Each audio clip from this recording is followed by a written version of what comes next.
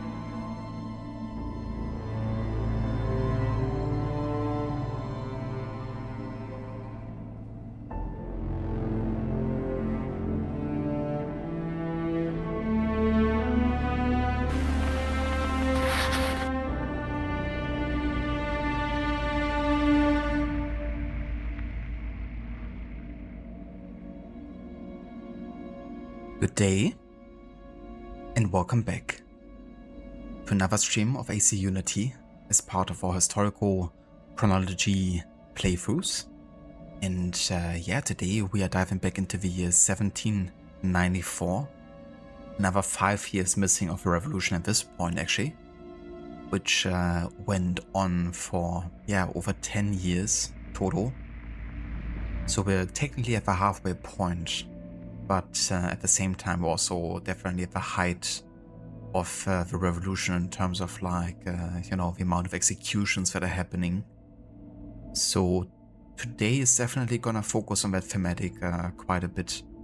You know, the guillotine of a national racer, as it's been commonly called, the widow, la madame, The Regretful Steps had like all kinds of, you know, alternative names, I guess, that the people came up with. And yeah, we're gonna meet Madame Tussaud today, and we might even get to the main story, the yeah, final 2 missions, I think, at this point. We still have a bit of side content to go. Another 4 social club missions, another 2 Paris stories,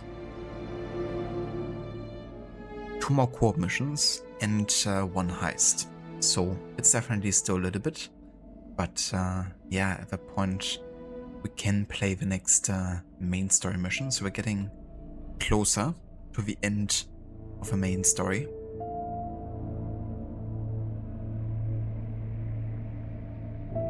But yeah, welcome in Dr. Darling, welcome in Arthur as well, good day. Hope you guys are doing well today. Oh, that's good timing, Dr. Darling, with your break. I hope you enjoy it. So you have 2 bosses left to finish base Bloodborne. Can't access the DLC because the emulator files aren't working. That's definitely understandable. It's pretty cool that the base game is running as well as it is. But yeah, hopefully they're gonna be able to add DLC support as well at some point. But that's good progress, dude. You know, getting so much done of Bloodborne in such a short time.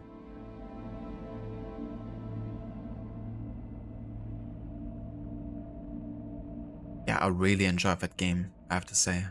Like, more than I anticipated I would.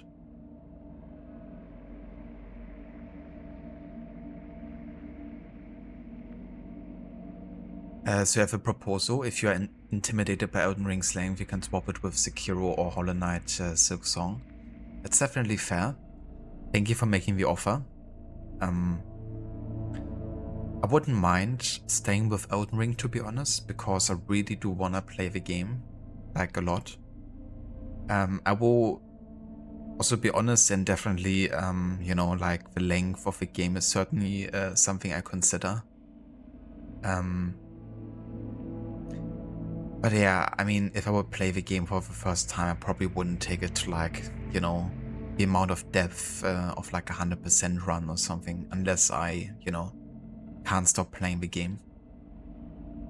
So I wonder if I just kind of like, you know, play the game casually, like 1 whole playthrough, if it would be like that long of a playthrough to begin with.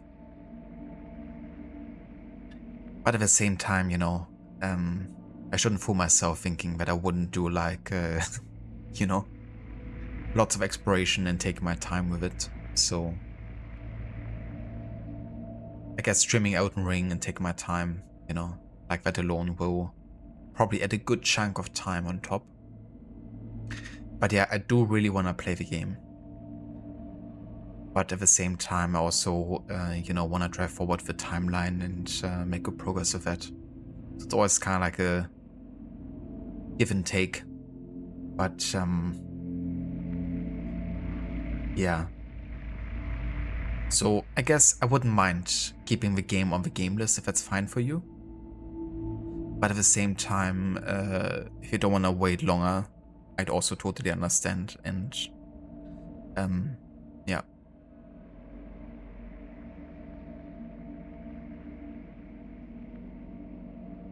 You struggled so hard with Sekiro Ave? Yeah, that game is like truly a parry master nightmare, isn't it? I guess not even Clair Obscur can compare to that.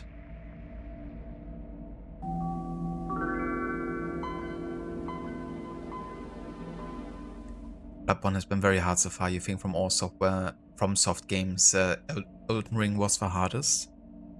Yeah, what I've gathered from Elden Ring is that there's like a lot of delayed attacks, right? Or like attacks that you don't always, like you're not always able to predict them unless you know the attacks coming. So I reckon it might be more of a learning experience.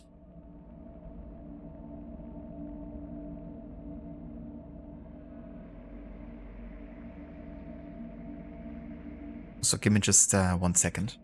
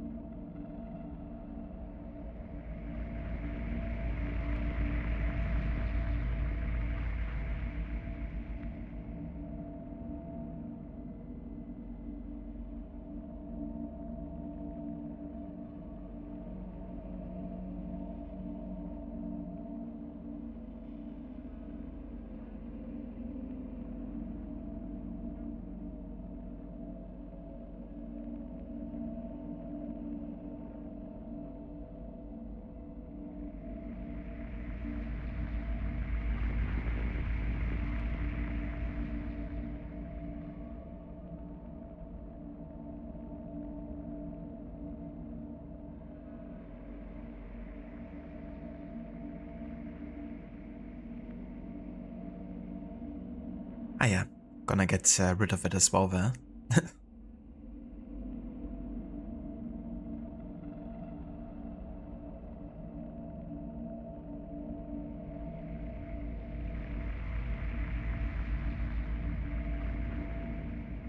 Yeah, thank you for the lurk, Ave. I hope that you have a good work day so far, and that it goes over quickly. And thank you, dude, for the good luck wishes. I'm looking forward to drive forward the playthrough and get into the ending stages of a main story part now. But I'm also looking forward to play the DLC and go to Saint Denis again. Been a while since I played that DLC actually.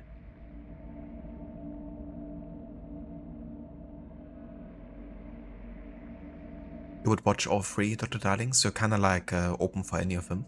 That's fair. Yeah, so I don't think I would play, what was it? Hollow Knight Silksong just yet. Because I probably would want to play the first Hollow Knight first.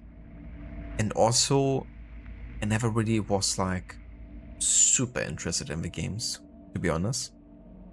Now I wonder if I maybe play the games, it might be, you know, different.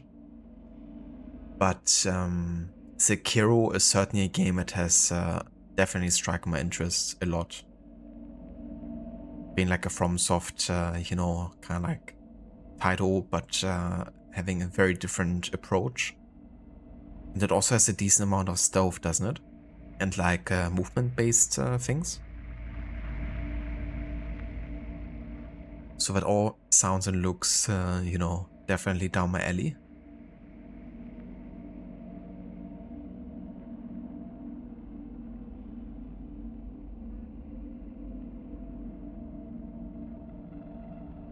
I've brought peace, security, and justice to the shed. Absolutely. Just had to enforce the guillotine real quick.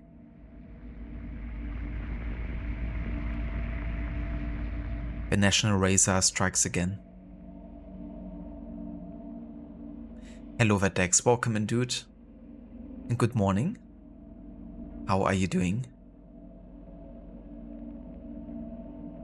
We'll be off work in just 40 minutes. Oh, very nice. Gonna call it early today, that's great.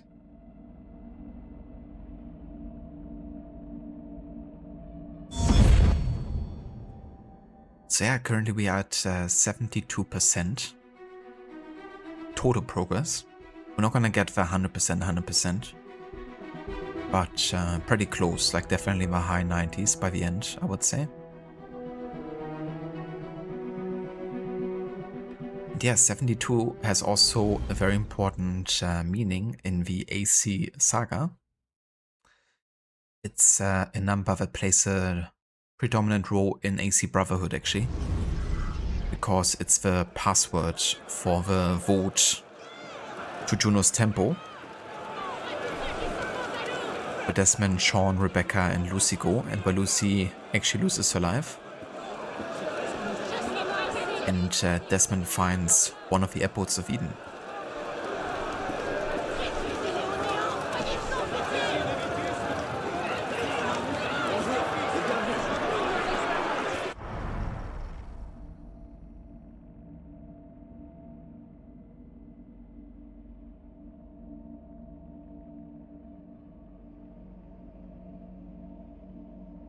Ah, gotcha, Dr. Darling, so they kinda like stand for themselves then. Yeah, I guess... Wasn't there like something they said about if you need a tutorial, play the first game or something, when people were complaining about the difficulty? But I heard it's a quite difficult game for sure. Like you have to be up for the challenge.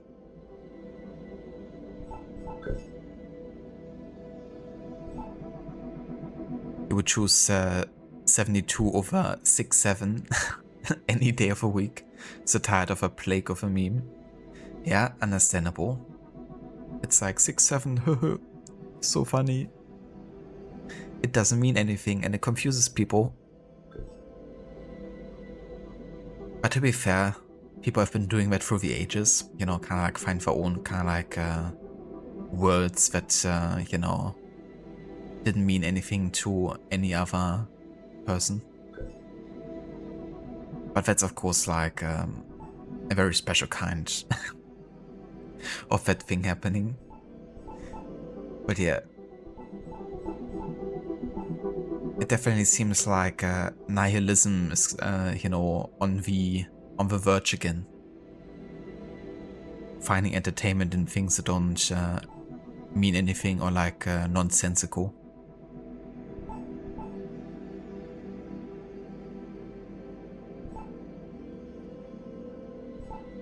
Okay, so I want to change my look for this first part of the stream here.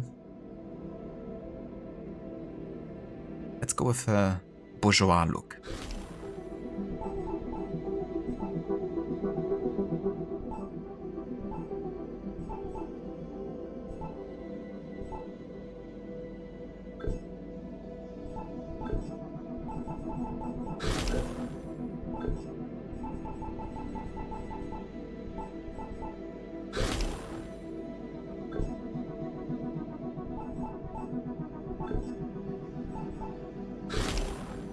Seems like I have most of a set of a bourgeois.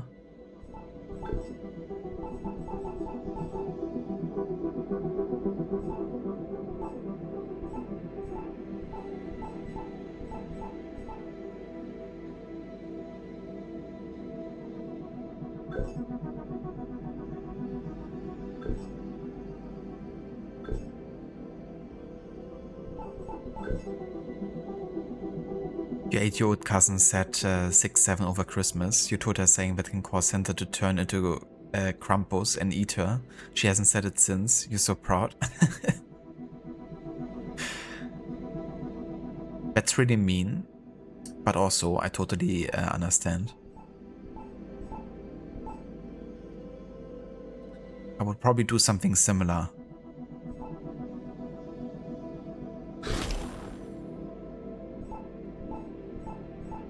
With like my nephews.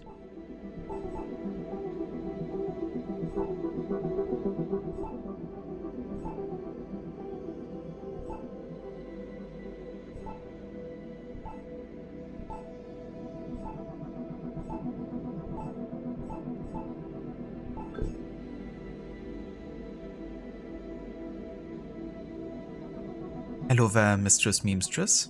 That's no worries whatsoever for the raid yesterday. I hope you had a good rest of your stream with Dragon Age.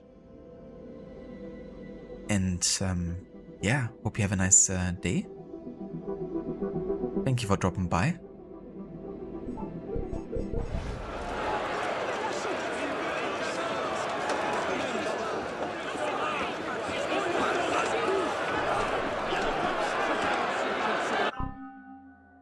Okay, let me have a look at the timeline and what mission we're gonna play first. Where are you, Charles? Where are you, Charles? Where is Charles Lee? Where is Charles Lee? Where is Charles Lee? Where is Charles Lee? Where are you, Charles? Connor asking for Charles will never get old. How's it going, Mr. Goody? Welcome in, dude. See you, chump.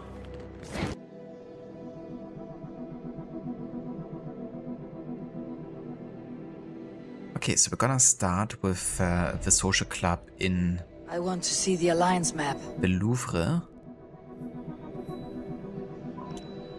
And this mission over here.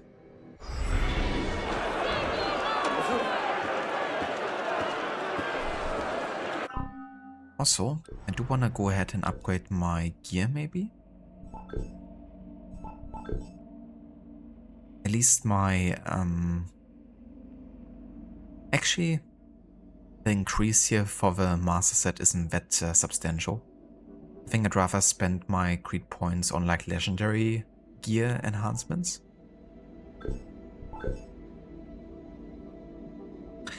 Yeah, let's leave it for now.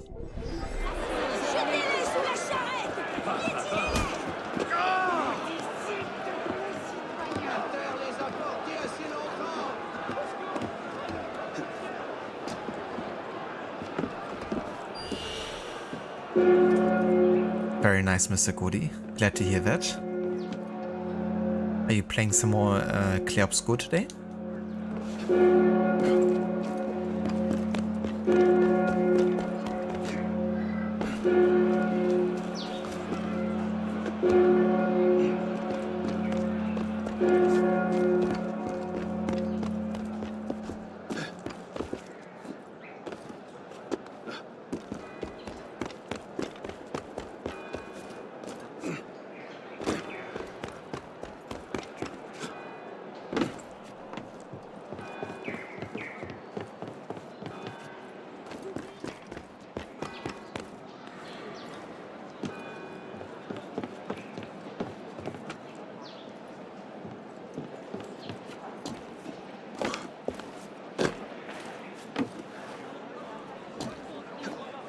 Ravi de t'accueillir. Oh, le Godspeed.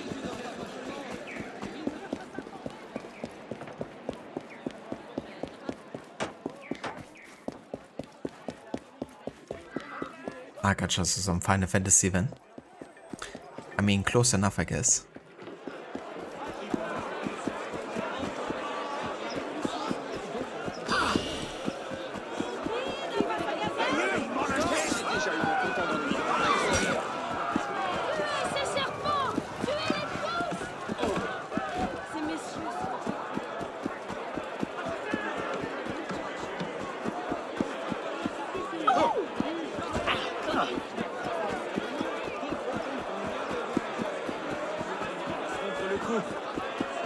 Oh yeah, definitely get that. Heard about Australia being like super hot this year. So I hope you have a good way to stay cool.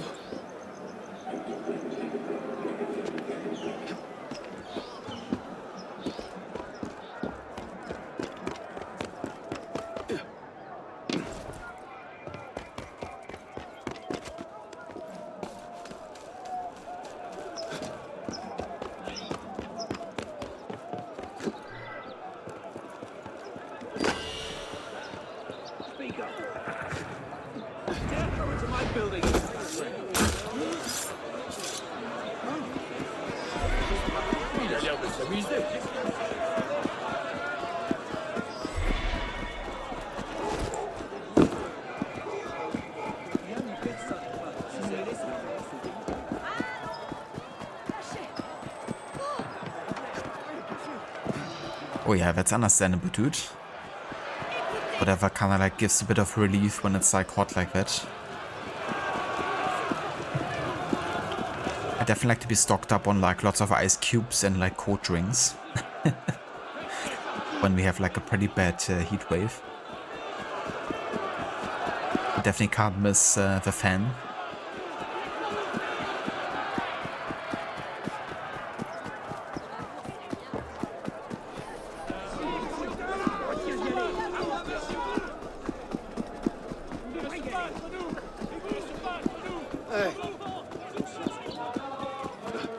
Yeah, the humidity can be the worst in that kind of weather.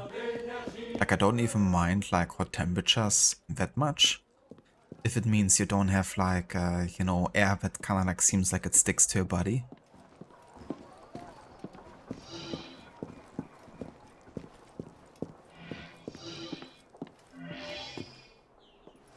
Sounds good, Dr. Darling. Thank you for the lurk. I hope you have a good rest of your workday. And yeah, catch you later. Retribution for a Rabble-Rouser. Assassinate the firebrand who advocates political execution. The moderate political faction, the Girondists, have been executed. Visit Retribution on Andres Guzman, an exceptionally effective purveyor of hatred against the members of the Girondist faction. Guzman is often to be found inciting the crowd in the Louvre gardens. The Council.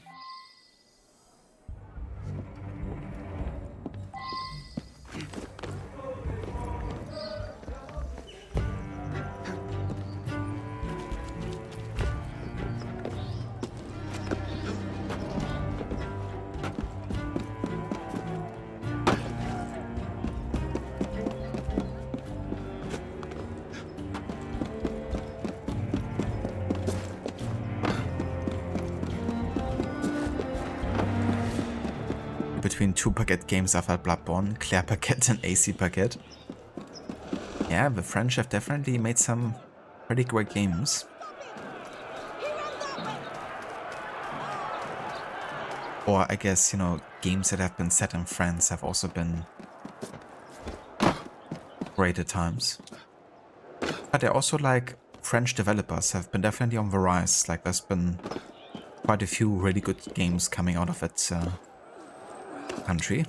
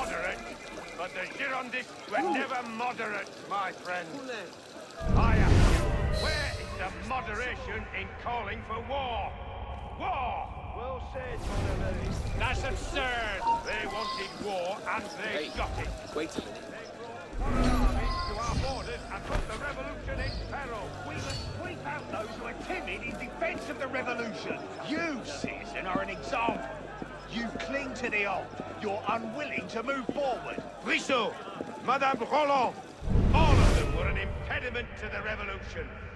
Whoever slows the revolution is its enemy. Guzman is fighting for revolutionary values. Also, gentlemen, what of their treatment of Marat? Can we allow a vote to those who brought Jean-Paul Marat to false trial? Marat was a scoundrel. Well said, mon ami. For shame, citizen, for shame. Can we shield those who would convict a man of the people because of his views? So yes, I exhorted the sans-culottes. And when they brought their cannon to bear on the convention, I cheered them on. And I cheered the execution of the Girondins. Yes, cheers. Yes, gentlemen, death must be meted out to those who impede our glorious cause. Death to Mirabeau. You kind of wait and wonder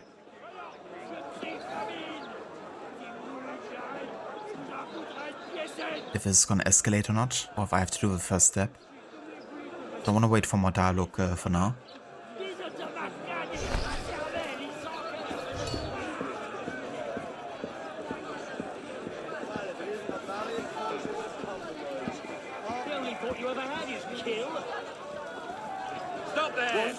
Oh yeah, it's escalating.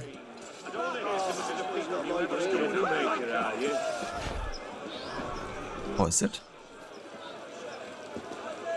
It's my chance.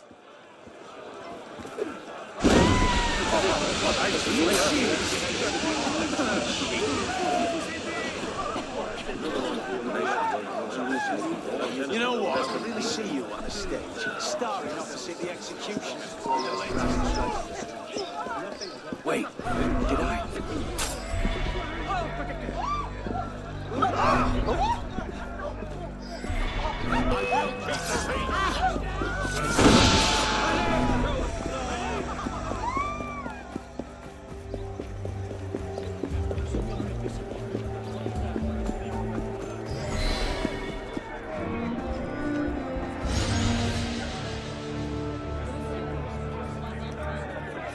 I forgot to mention, but this mission actually took place on the 5th of April. And it's also the same day that the next co-op mission takes place.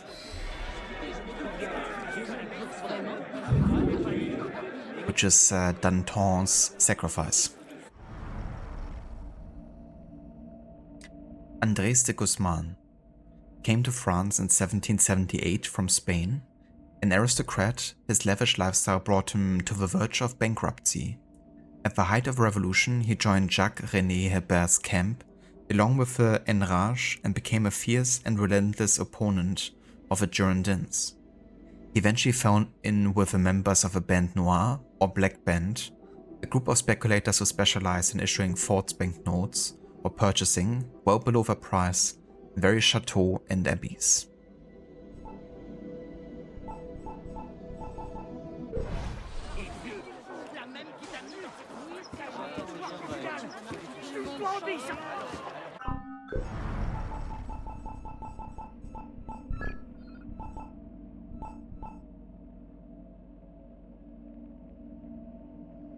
George Danton has been falsely accused of being a traitor to the nation and sent to the guillotine.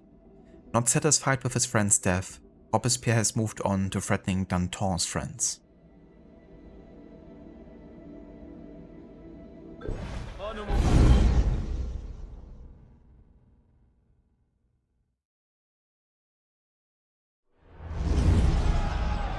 Paris, 1794.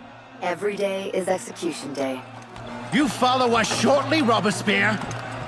Your house shall be beaten down and sowed with salt. George Danton, hero of the revolution, and he's headed to the guillotine. Danton's real crime was pissing off this guy, Maximilien Robespierre, father of the terror. Give me that. Danton's friends printed an article comparing Robespierre to a bloodthirsty dictator. The truth hurts. It's not my usual taste. But as a man of state, you get used to dealing with rats. My old friend. You are an enemy of the state. Look what Henriot found among your papers. Danton's private letters. It's not enough to arrest Danton. Robespierre is going to kill his friends, too.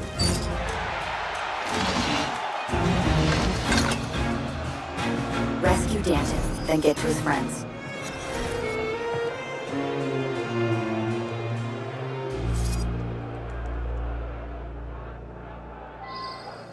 The irony is that he doesn't even... You've got a few minutes before he's executed, but I'd get a move on.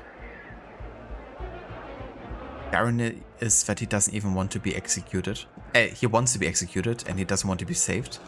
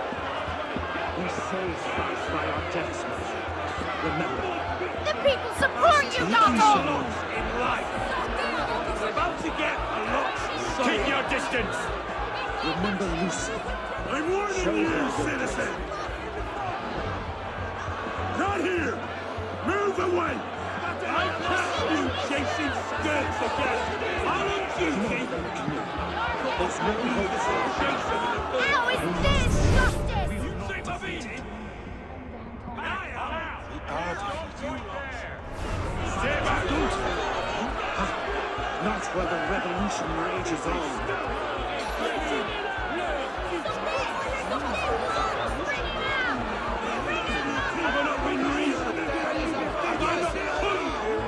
like a newborn.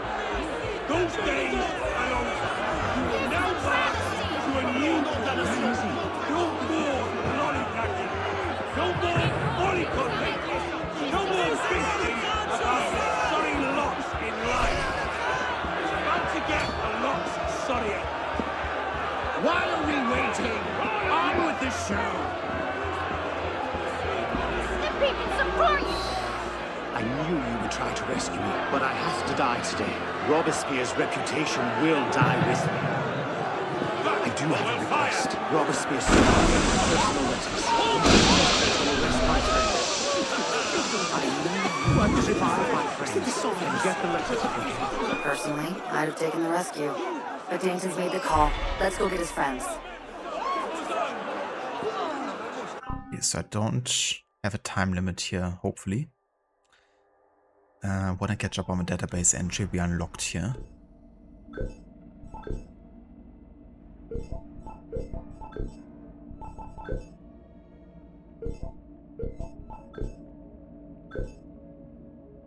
There we go. The execution of George Danton. In 1793, 3 men aspired to lead France: Robespierre, Danton, and Marat. Danton's reputation preceded him.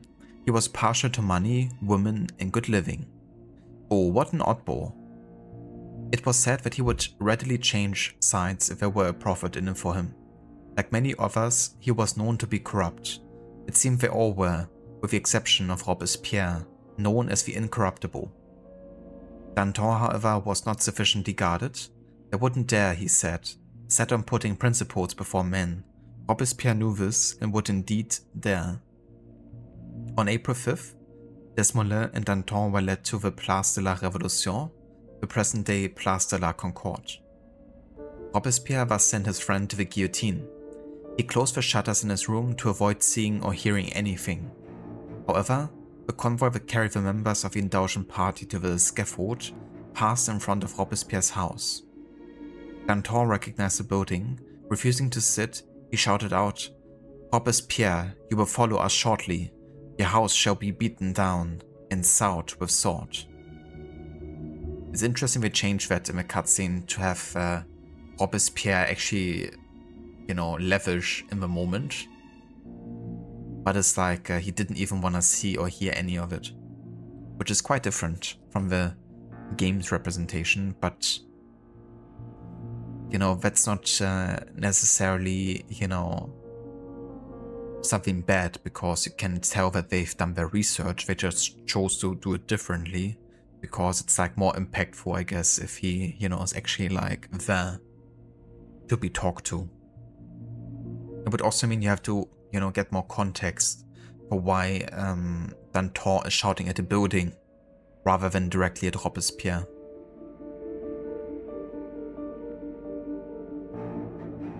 Just before his execution, Danton turned to Sanson, his executioner, and said, "Show me my head to the people. It is worth seeing." It's nice to have confidence in your appearance, but that's taking it a bit far.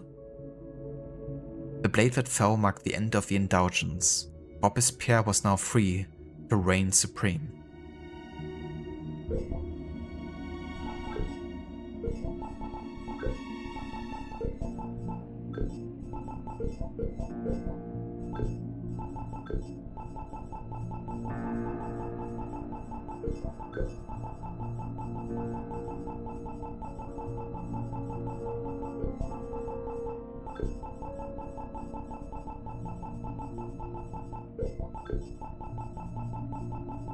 It's pretty good that in the newer AC games they give you a button to hold to kind of like uncheck everything that has been unread.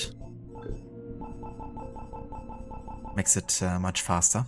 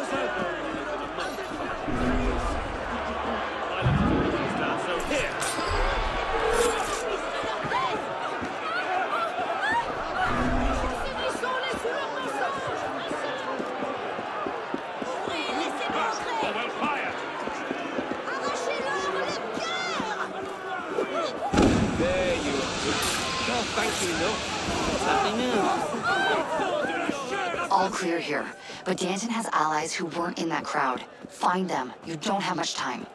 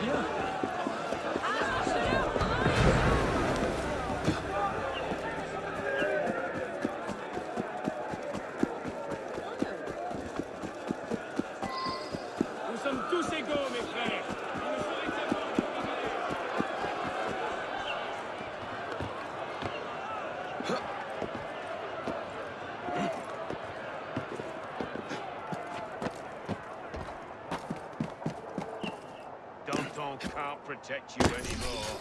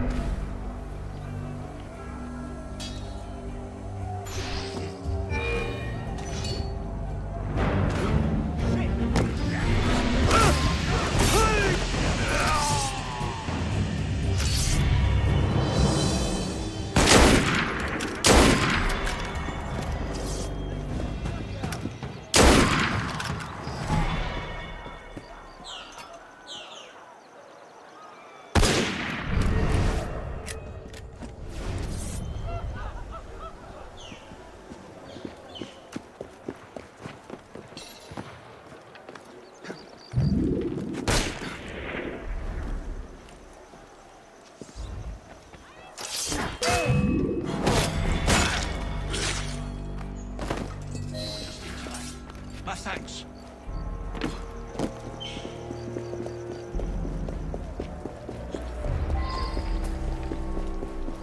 Now we need to get those letters. I'm thinking Robespierre's house is a good bet.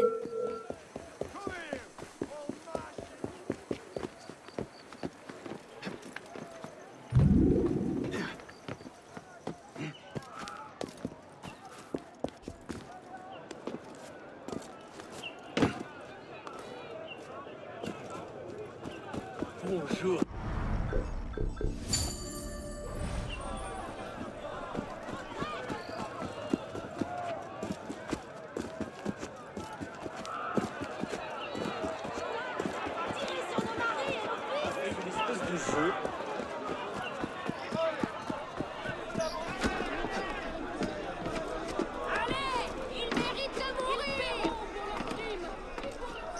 I think Citizen Robespierre isn't getting enough rest. He does seem a bit tired recently.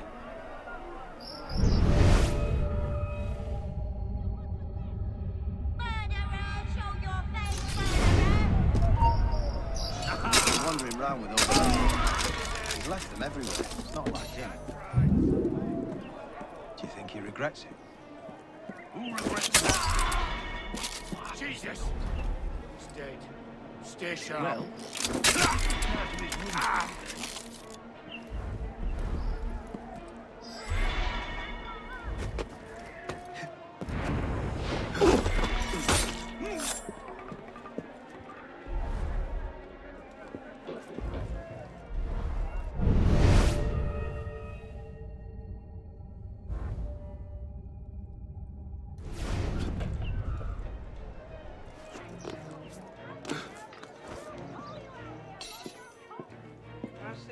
Robespierre seem distracted to you? It's those letters he took from Danton. I imagine he's not pleased with what he's reading.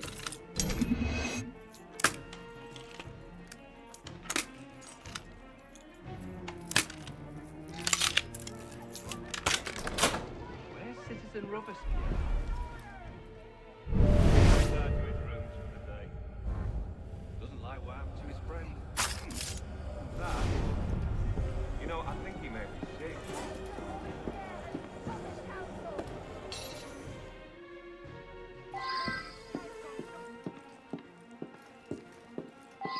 What if he really is ill?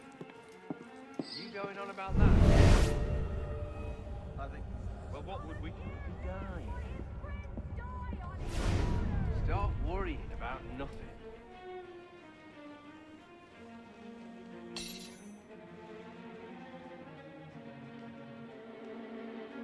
Damn it! Oh, Andre! I'll find whoever did this. You know the rules! Get him!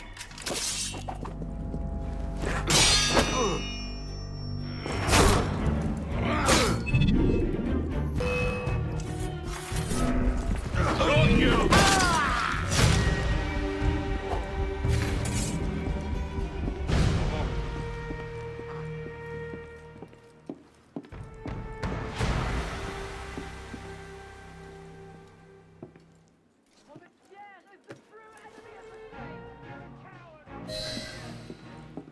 Nice work. Time to get out of there. Robespierre seem distracted to you? It's those letters he took from Danton. I imagine he's not pleased with what he's reading.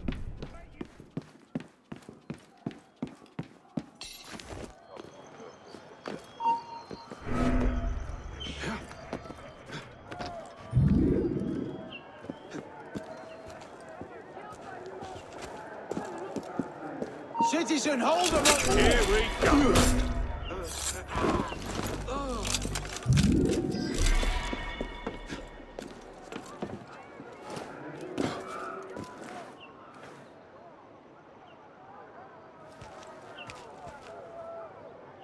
Robespierre is the true enemy of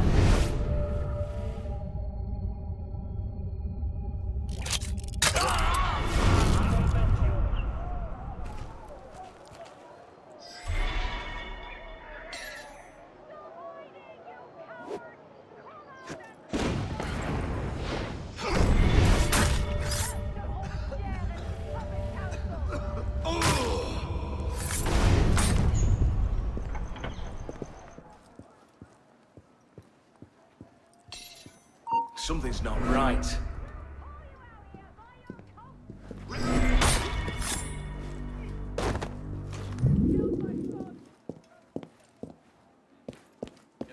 I think so.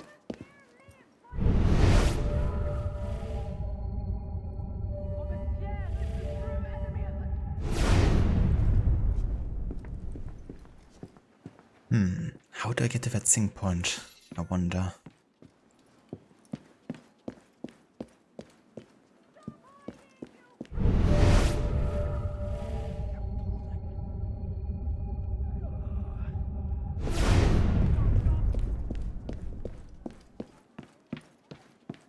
Stefan!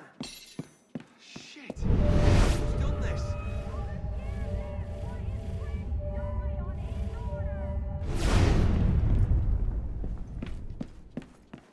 Suzanne, we don't so soon.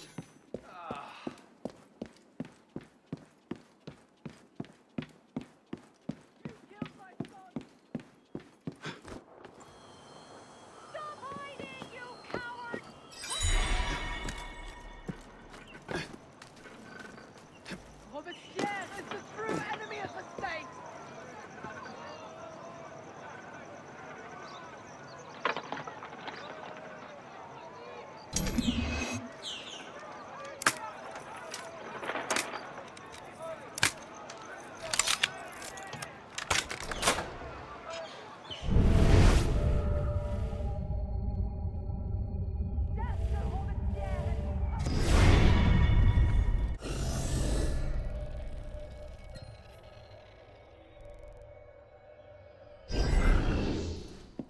Alrighty, let's get out of here.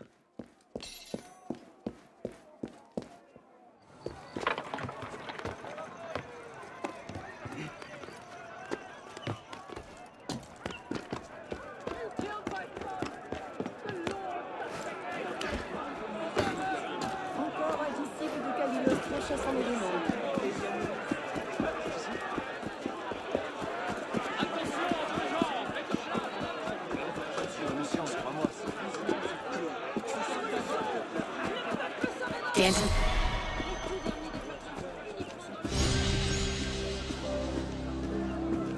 Danton? She didn't want to save the rest.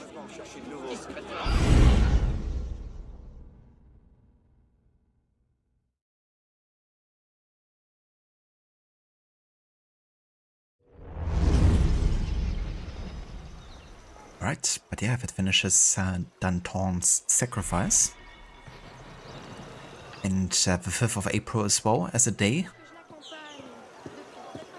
Next we're gonna go to the city center and we're finally gonna do the Madame Tussauds related quests here. Starting with using the Ol Noggins. Which is kind of funny because that's usually one of like the first quests I'm actually doing in my playthroughs of Unity. I usually tackle each district by one often, or like go by difficulty level. But yeah, when you kind of like do it in historical order, it's one of the last missions you're doing. I mean, the guillotine as a, you know, execution device didn't really see its popularity until quite a few years into the revolution in the first place.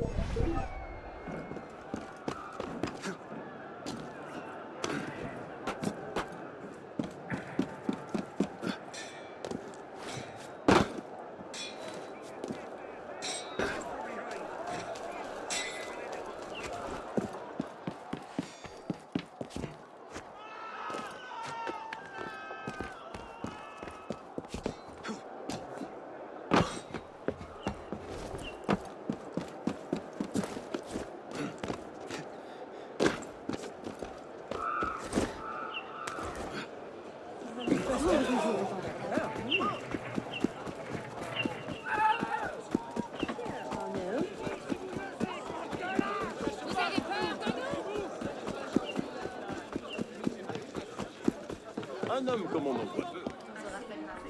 Bonjour et bienvenue, monsieur.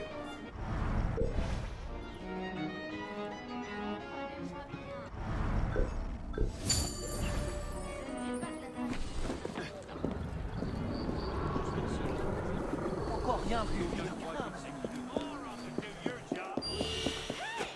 That's not yours! Someone stop him! He's a thief! He stole that from me! Get it back!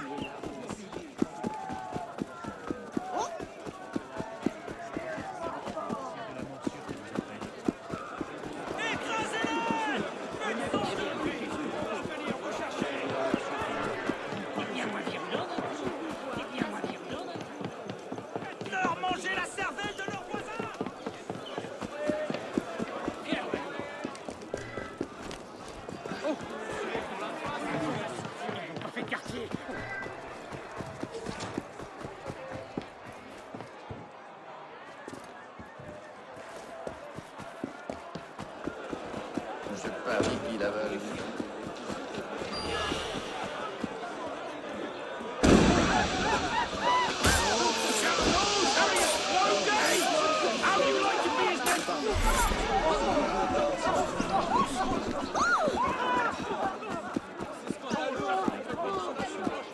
Non, va-t-il donc?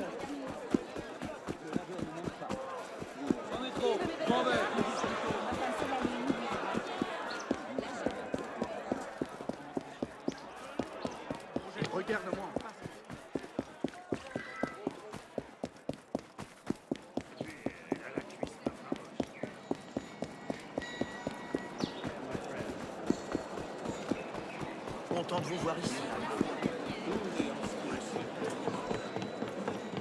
Les habitants de cette ville sont vraiment étranges.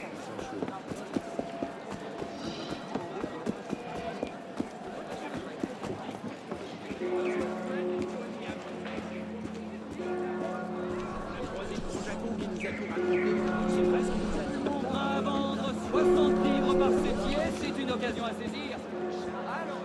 Heads. Oh, it's too gruesome. They've been stolen and sold.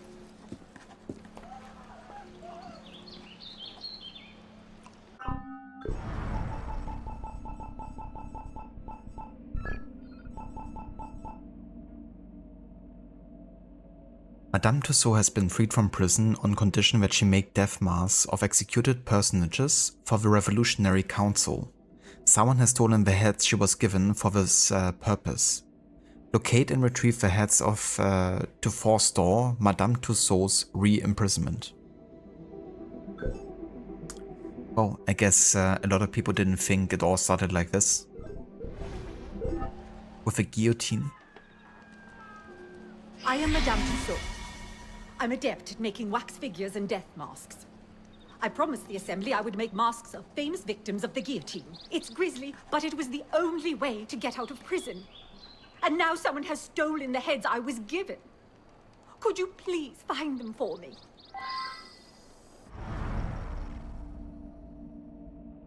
Born Marie Großholz in Strasbourg, Marie Tussaud would go on to be famous for a museum of wax sculptures in London.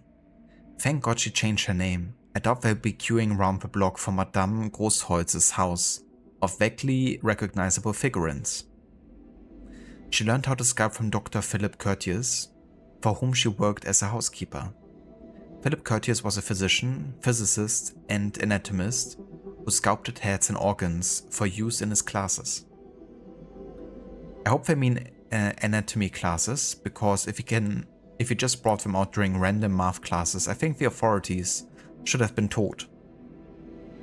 Marie became the brightest and only pupil and came with him to Paris. In 1776, the exhibition of portraits attracted large crowds of people, astonished by the realism of her figures. It was almost as if the skin of the sculptures quivered. Maries created her first wax figures of Voltaire and Rousseau, the best of enemies, in 1778. She then went on to Benjamin Franklin. She was also employed by Louis XVI to teach drawing and modeling to Louise's sister, and moved into Versailles. However, such proximity to royalty served her poorly after the fall of a monarchy. She was arrested for royalist sympathies and waited to meet her death in the same cell as Eugene de Beauharnais. Just as the executioner was cutting her hair to clear her neck, the order came for her release. The condition of her freedom was to create wax sculptures of famous heads, whether hated or celebrated. Eventually, these would include Marie Antoinette, Marat, and Robespierre. Her mentor, Curtius, died in the autumn of 1794, just as the terror was subsiding. He left Marie his collection of heads. How touching. She left for London in 1802 to present her collection, which had been the talk of the town for the past 2 decades. She would remain there for the rest of her life, establishing her famous exhibition. She died in her sleep at the age of 88 years, 54 of which she had spent sculpting. Having completed her own self-portrait many years since, she has remained eternally young. If by eternally young you mean permanently dead.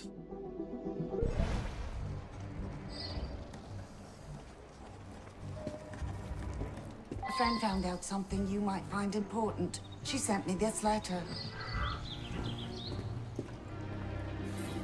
Letter? Who from? From my devoted friend. Chère Madame, I have learned that a certain politician, flushed with pride in his role, overthrowing the Girondins, has procured the head of Jacques-Pierre Brissot, recently stolen from you. He works in the conciergerie.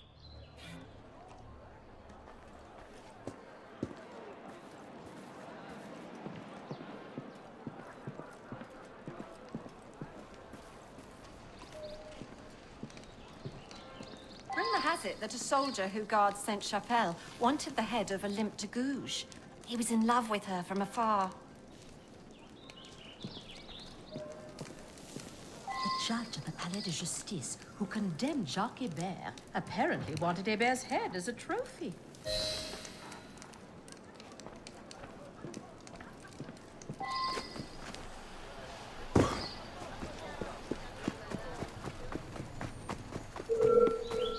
Where you going? Soil yourself! Need a drink of bridges?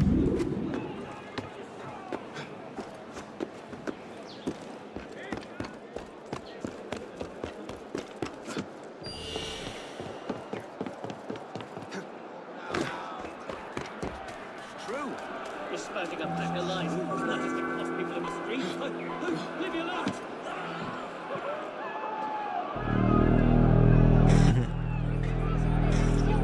Hello there, D-Well. Welcome in, dude. Thank you so much for the raid again.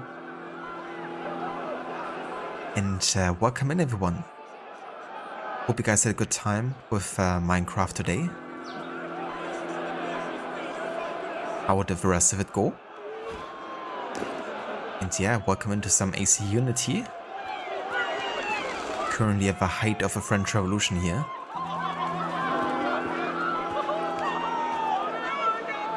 Hey, thank you also so much for the follows. And yeah, for those who don't know me, I'm Crocodiles. We're playing like a lot of historical games at the moment, and we're doing it as part of a bigger series of games that we're playing in historical order. And yeah, we started with that 10 million years ago with the game Ancestors, which is kind of like about evolution. Of the human in the first place, and yeah, we now made our way to the French Revolution about 30 games later or so, slowly making our way to present time. And yeah, we also kind of like try to learn a little bit about history while we play through these games. So the AC games have like a database, and they can read up about historic events, characters and the like. So we also do a bit of yeah, deep diving into that and learning some history. But yeah, welcome in everyone. Hope everyone is doing well today.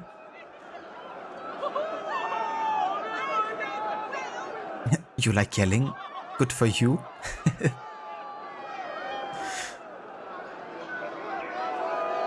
But yeah, welcome in Wings of Valor. How's it going? Welcome back Big Mac Combo. Also hello there Ting Pop, welcome in. Hello there Weasel, good day.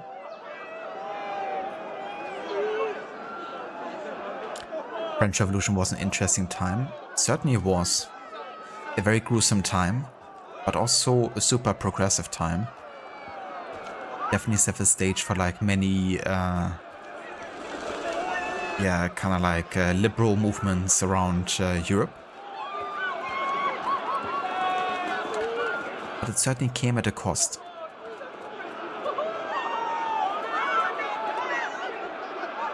Glad to hear that D-Well. That you had a good successful mining expedition. Oh yeah. And yeah, I'm doing quite good. Making good progress. We are nearing the end of the main story now. At this point we're about only 2 to 3 months away. Like historically speaking. From the main story ending. So yeah, I might even get that today. Gonna see how it goes. But yeah, right now we're actually trying to recover some heads for Madame Tussaud. The woman that, you know, the wax figurine museums are based on. She's like a historical character in this game, and you kind of like have to help her out by securing some heads. You know, your kind of like classic French Revolution business, really.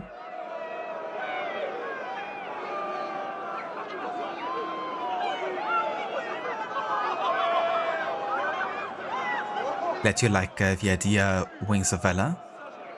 And yeah, same here. I do love learning about history, and I think, games can be an interesting medium to kind of like immerse yourself in different time settings. And yeah, the AC games, of course, in particular, have been definitely known for, doing a good amount of historical research for the games. That being said, you always have to take it with a grain of salt, of course, and none of the historical games I've played have been like, like super historically accurate or whatever, but I think it's still a great way of like, showcasing history and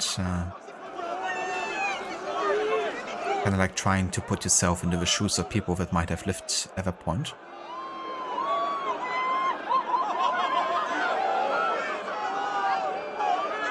That's a cool mode.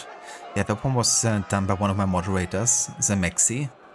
He's a really great artist and also like content creator. Like he makes a lot of useful tools for Twitch and for streamers.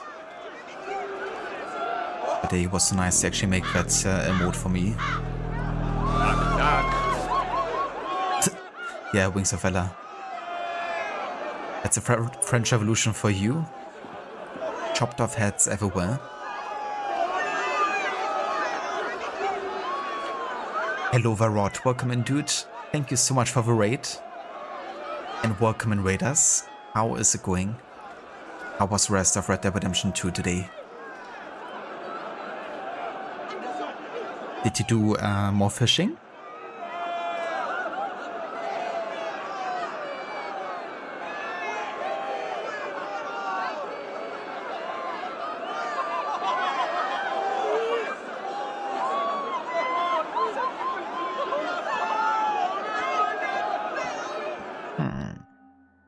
Seems my shoutout isn't working.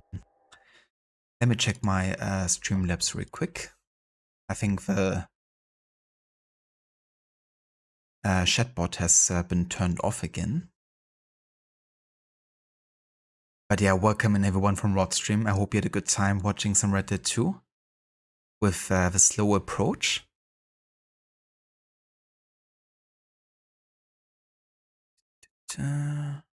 Chatbox, no.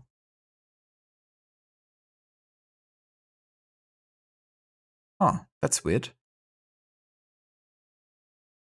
My Streamlabs should technically work.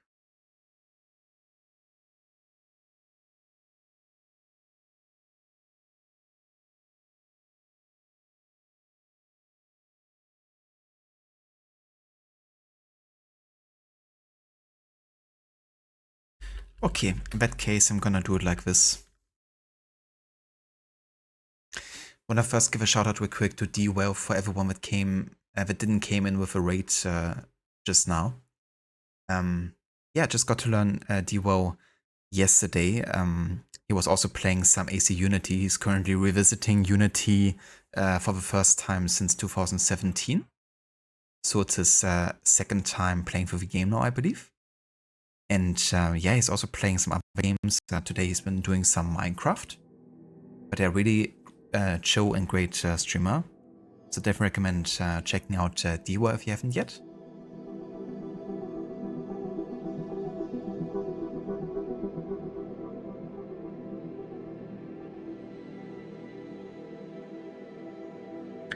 Okay, I have to wait another minute for the shoutout before I can give one to Rod. But yeah, I'm gonna give you one here in a second. Once the pop-up happens.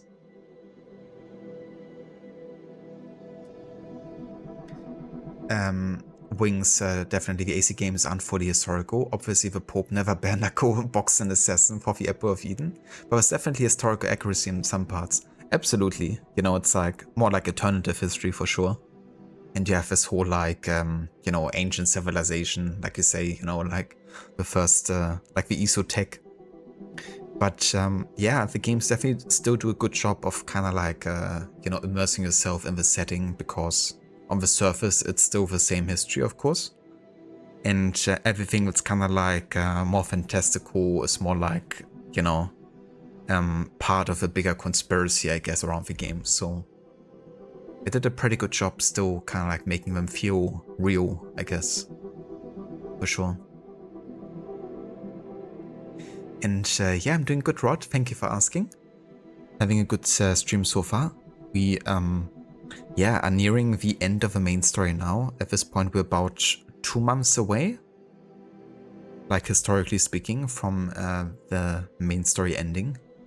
And yeah, today's thematic is definitely heavier on the guillotine as an execution device. It actually took a few years for the revolution to really have the guillotine be more like of a dominant execution method. But yeah, the years between 93 and 94 have been especially heavy in terms of like how many people have been executed. I think in its like heyday, it's been like 30 executions per day, which is pretty wild.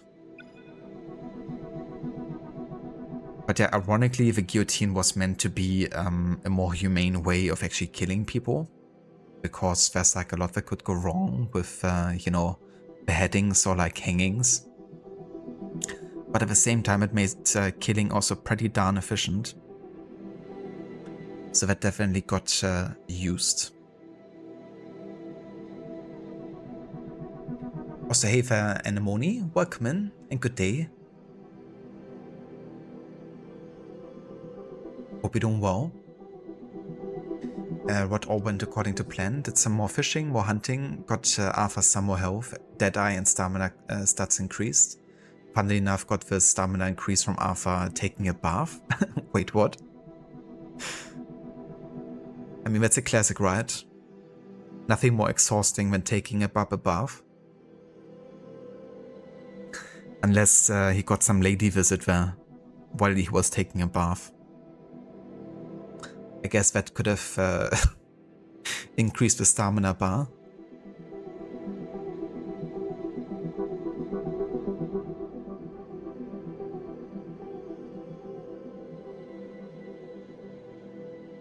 Alright, so now that the shoutout works again, I would like to highly recommend checking out Rod's channel if you haven't before.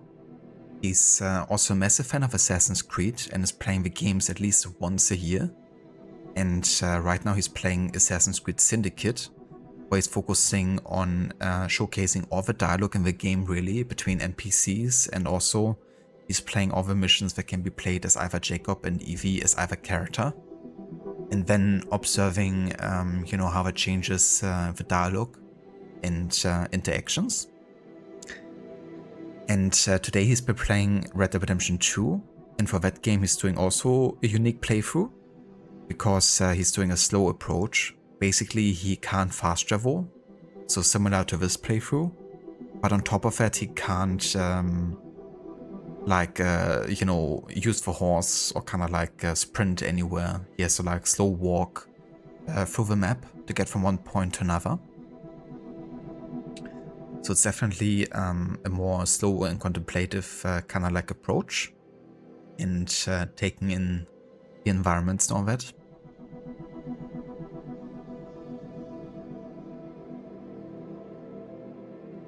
Hello there, Maximum, welcome in. Thank you for joining with a raid. And also welcome in Amita as well. Good day, dude, how's it going? And yeah, no worries for the shoutouts, D-Well and Rod. No worries whatsoever. Yeah, Tahiti. That's the best plan. Gotta harvest those mangoes. They're not harvesting themselves.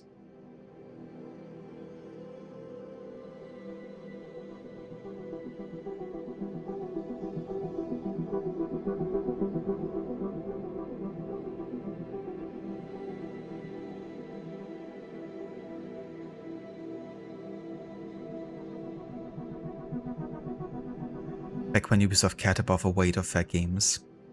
Yeah? Yeah, good point. I do feel like they've been declining a little bit as well.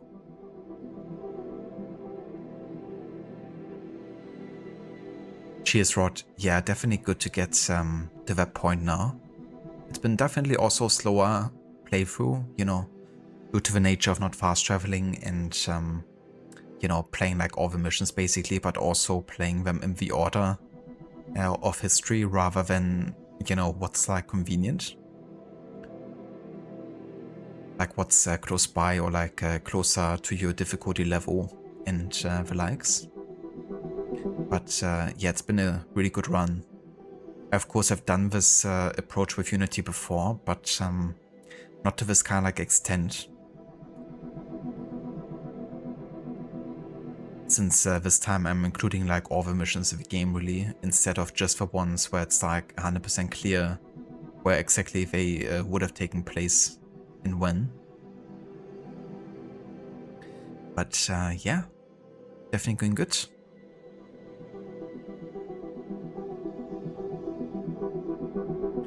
If your queen used up all the country's money to make their hair into a boat, you'd start chopping off heads.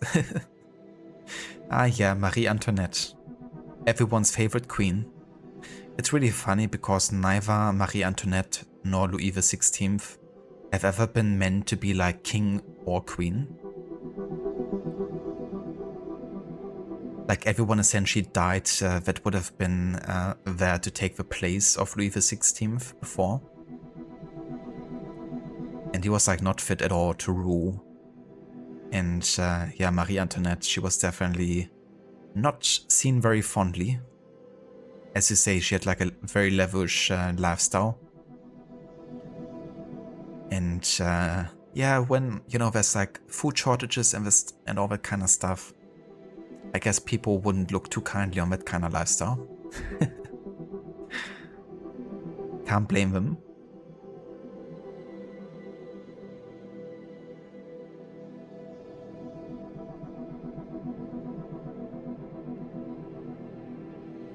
Ah, Gatcherot. So it's like from like just moving his body, like scrubbing his heads and stuff. Interesting. But it's really interesting that, you know, long distance walks don't increase the stamina, because doing that for like several hours a day would definitely increase the stamina. But it's understandable that Rockstar, you know, associated that to more like specific actions that are like more active than just basic walking.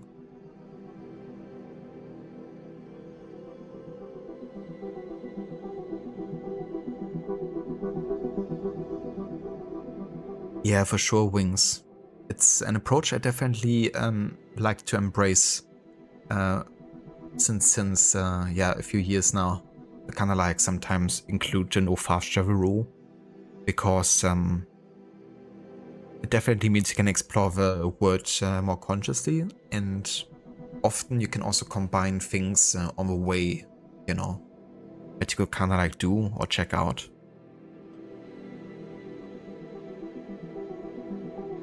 But yeah, I do like kind of like a immersive and natural way of traveling sometimes, and exploring the world like that. A while ago I was doing no HUD runs, where I basically played through games, including the Assassin's Creed games, without any of the heads-up display. So like no minimap, no compass, no kind of like guidance whatsoever from the game. And playing that without fast traveling, and that was really cool actually. I quite enjoyed that. Because you really have to immerse yourself, and sometimes you have to observe things like the standing of the sun, like determining what time of the day it is, and then looking into what direction you might have to head.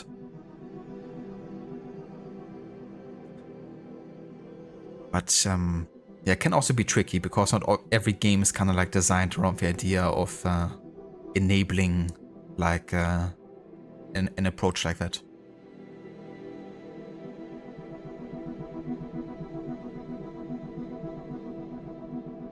That's true as well, you know, like can definitely add like a fresh perspective and like way of playing the games. No worries whatsoever, Wings. Catch you next time. Thank you for dropping in and for joining with a raid from D-Well.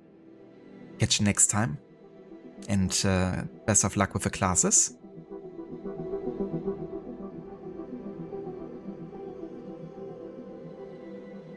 Hello there, Cheetah, as well. Welcome in. Good day.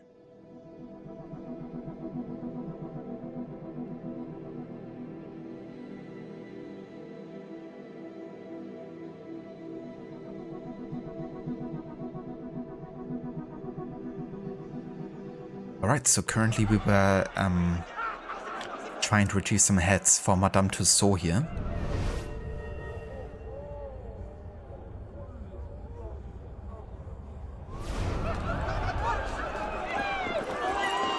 But first, let me have a look around.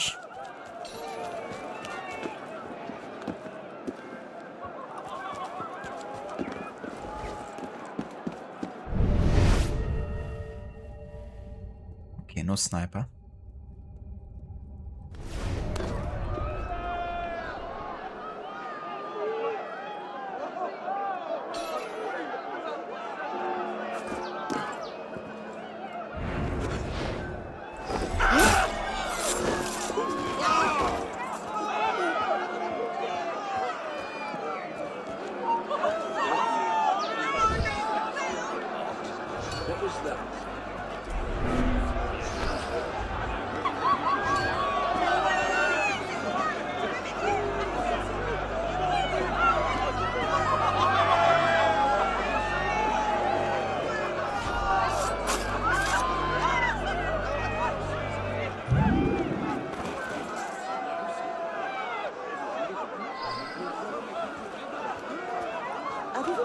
Jacobert's head.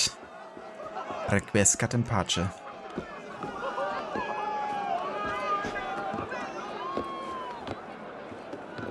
This mission can be a bit of a headache.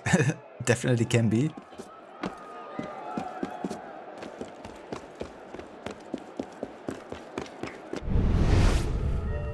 Literally and figuratively.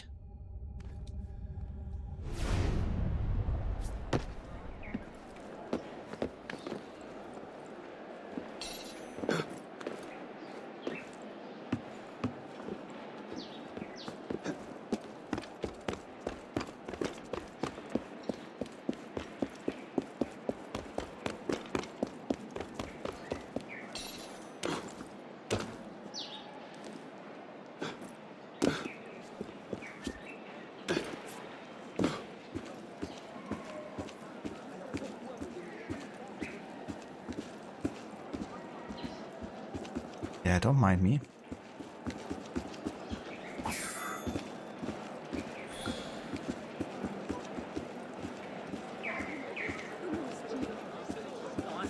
Yeah, gonna play some more today, Cheetah. We'll probably be on for another 3 hours or so.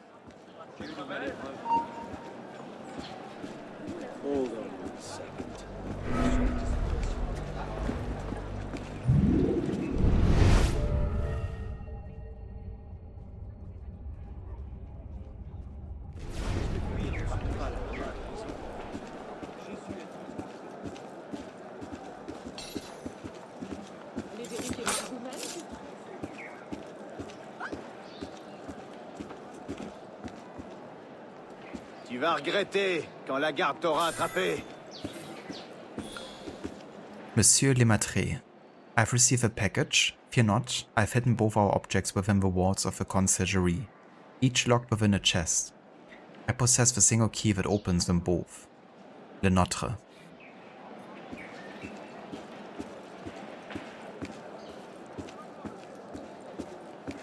Do I think history in AC games is true? You want to believe it's true? Well, partially. It's partially true. You know, a lot of the historical events are of course based on real historical events and characters, and they often do a great deal of research. But definitely a lot and most of the history you will see in AC games isn't accurate, because even if they display historic characters, they often don't die exactly in the, you know, year they historically died or under the circumstances. And of course, the whole Assassin-Templar conflict isn't anything that ever really existed historically like that. Not even in the Third Crusade they had like that many, you know, touching points. but there's still plenty you can learn from playing the games, right? And reading up about real history, and then you can evaluate how the games do a good job or not of displaying history the way it happened.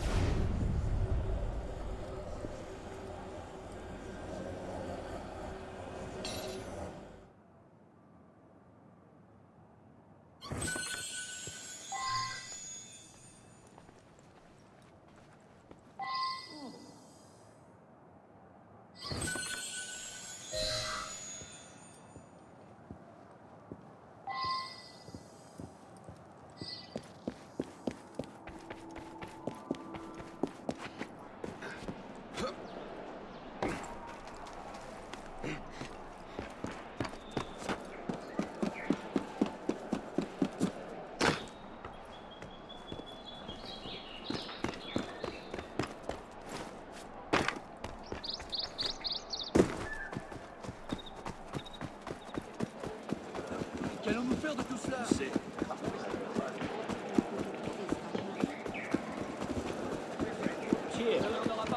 Bonjour, monsieur, et bienvenue. Viens voir là. Écrasez-les! Faites-en de la bouillie! What is it this time?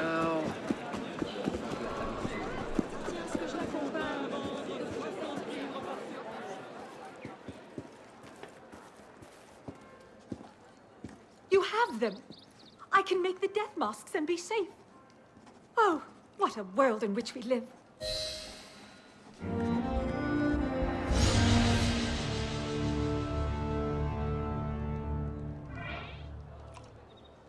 Yeah, what a word.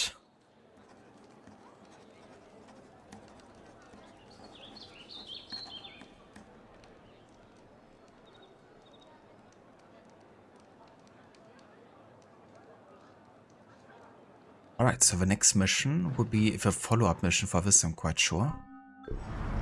Which is called Waxworks. Yeah, there it is. Madame Tussaud has fled her shop and is terrified for her life. Jean Lessard, the sun-colored leader who originally sent her to prison, is furious that she is free and is coming after her with a gang of thugs. Locate and assassinate Lessard.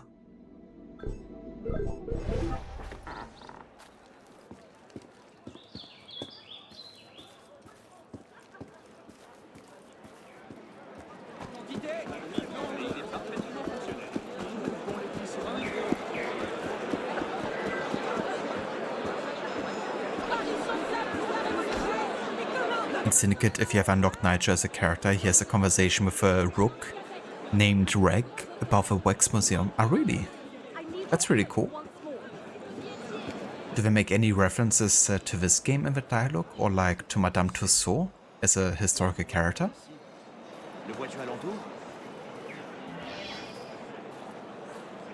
But yeah, the Wax Museum in London was the most popular, I think, according to the database entry in this game at least, so it's certainly a fitting connection between those games.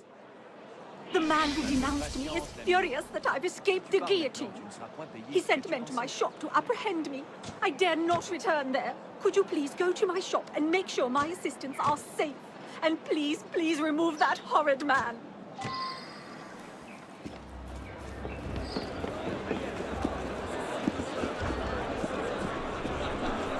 Madame Tussaud Museum, you love it? I would really love to go to one, to be honest. I've never been. Even though I've actually been to London like a few months ago.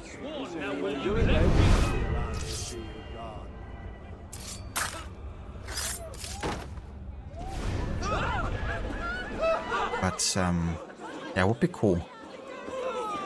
Patience. That old bag will show up. Pals around with the aristos, then make...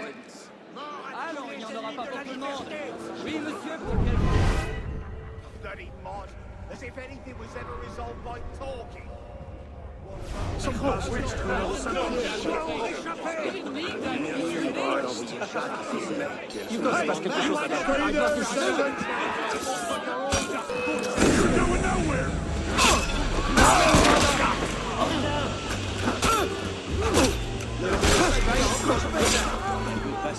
Got it!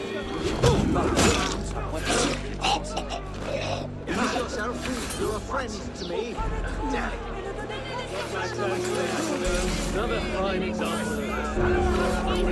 Keep watch over the shop.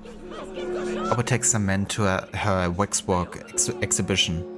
She's sure to show one place to the other, and at last I exact my own measure of justice. Jean Lesart.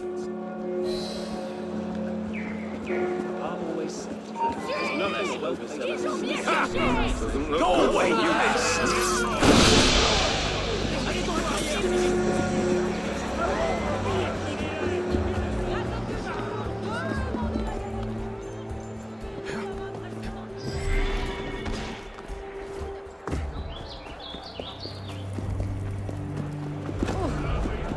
Pourquoi fait-il ça?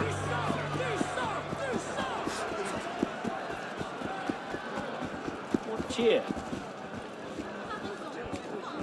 Hello there, ACDC. Welcome in. And good day. How are you doing, dude? Yeah, rough the conversation goes. Nigel, trouble with a wife again, Reg? I would say, now that London's cleaned up a bit, she wants to go about together. Nigel, that's alright. Take her to the Waxwork place. Wax what?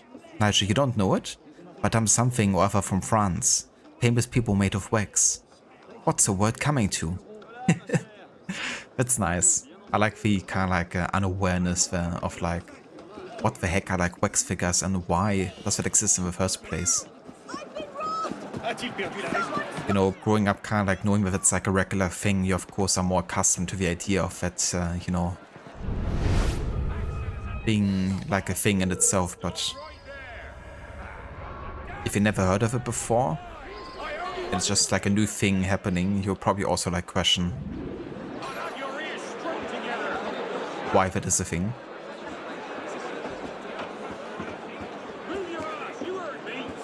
These wax statues are the images of enemies of the revolution.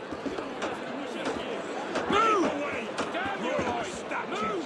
Black citizens, stay out! These are monuments to aristocrats.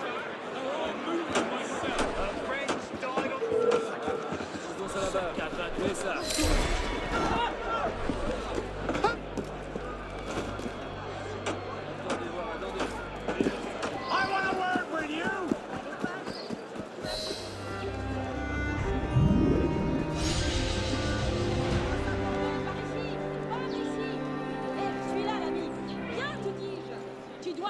And that finishes off a Madame Tussauds quest.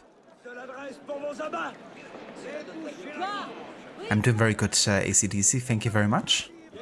Having a good day over here and yeah, playing some more historical games.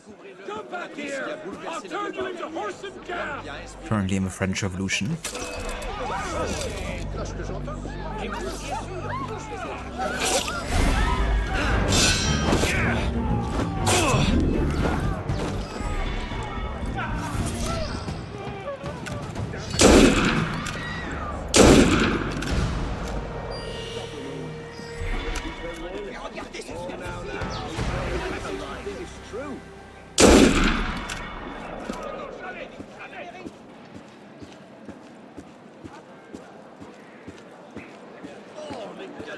What's so true, as you liberate the boroughs and have Niger unlocked, the conversation can happen on the train.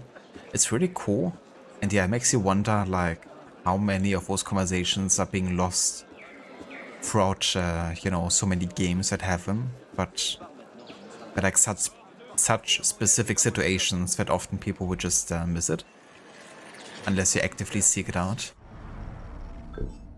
But it's really cool that you're doing that and, you know, unlocking all of those dialogues because, yeah, I'm pretty sure I never heard about that one before.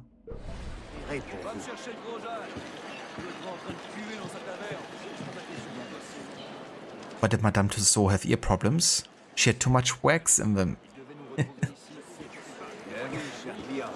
It's either too much wax or too little wax, because that's not good either. But in her case, it's definitely too much.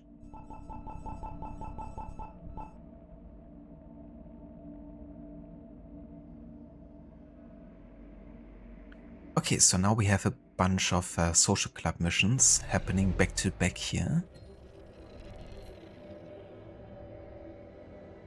And we could go over here because,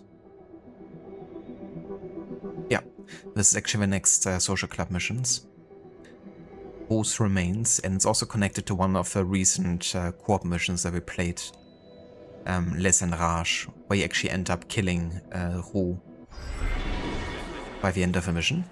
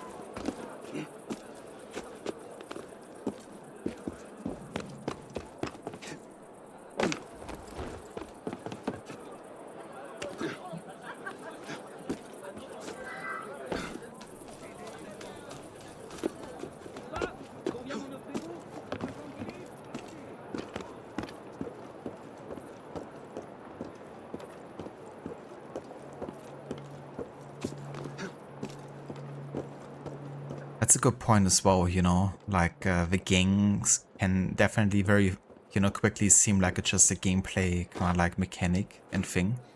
But it's good they actually added some, you know, dialogue and even like, you know, one rogue in particular that has dialogue lines depending on what happens in the game. Definitely adds character and makes them more humane than just like, you know, throwaway guns for hire.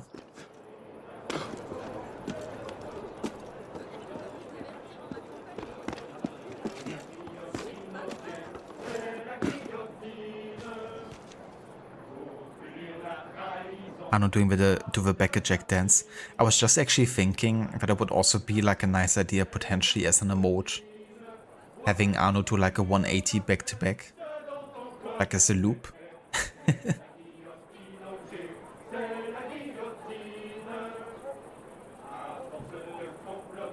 Maybe I have to get Maxi on that. You have to find like a spot where it's like perfectly aligned.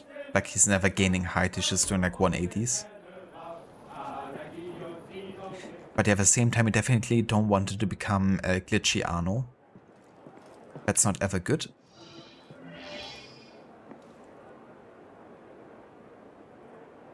Roux remains. Assassinate Jacques Roux' lieutenant as he incites a crowd to riot. Les Enrage were a loose amalgam of extremist radicals. They were led by Jacques Roux, who famously incited food riots. Assassinate one of Jacques Roux' lieutenants, preaching to a crowd of Sainte Colette in the courtyard of Hotel de Cluny.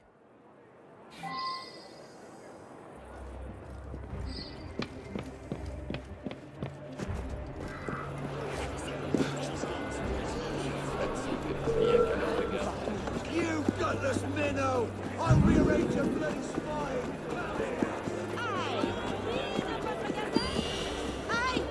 Can't wait to get like all of the insults from the guards.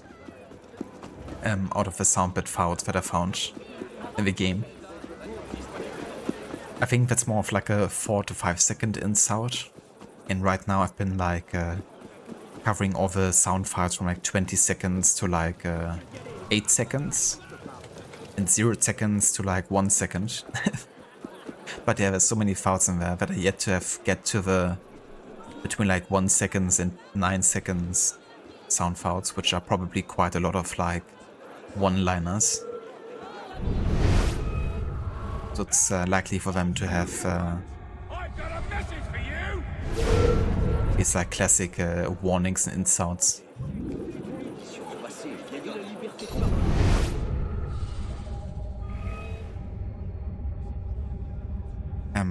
And there's some dialogue from a newspaper, Boy Girl, about John the Tosser, about how he turns his life around, reconciled with his father, citing the advice from a strange woman. Oh, really?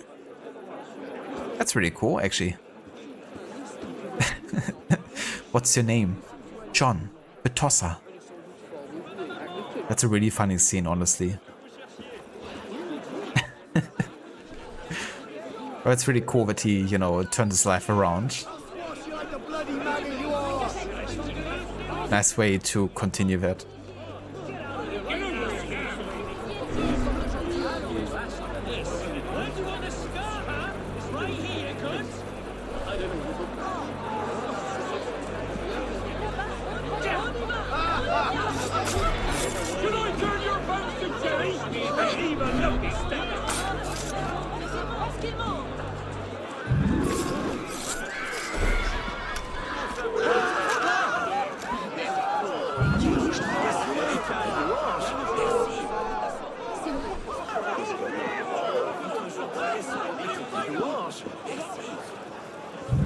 Hey, you want some fun? Well, I believe les gens ne respectent plus rien.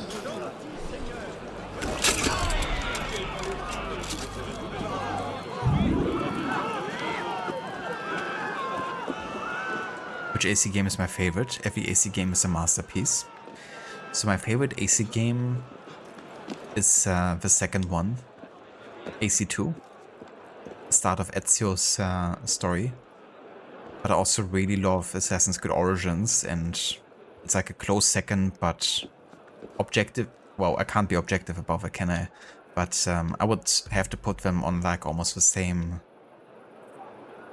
standing, just because of how much I love the setting of Origins in Egypt and how much I love Bayek as a character. Like, since Ezio, he's definitely been my favorite character.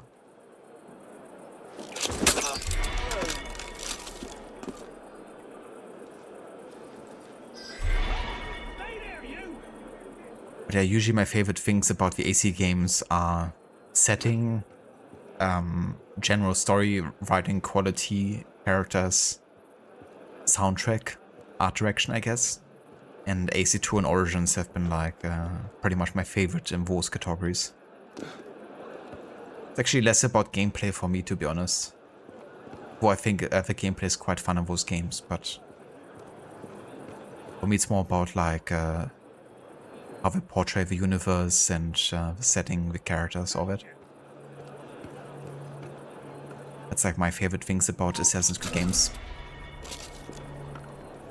Revolution has taken a wrong turn, citizens. It's to us to set it on the right path.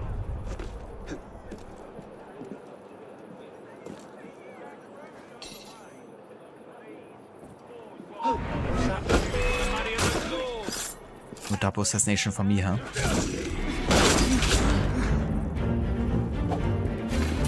These bastards don't care if you starve. They don't care if you freeze.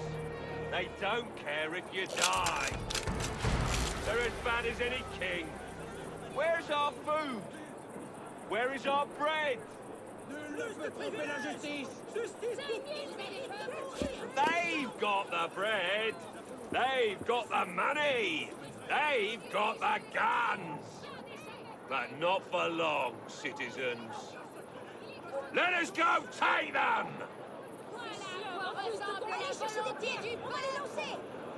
Nous réclamons des actes et nous les obtiendrons. Nous avons assez attendu.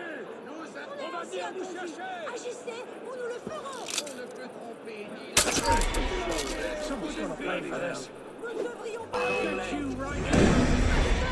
de la purée.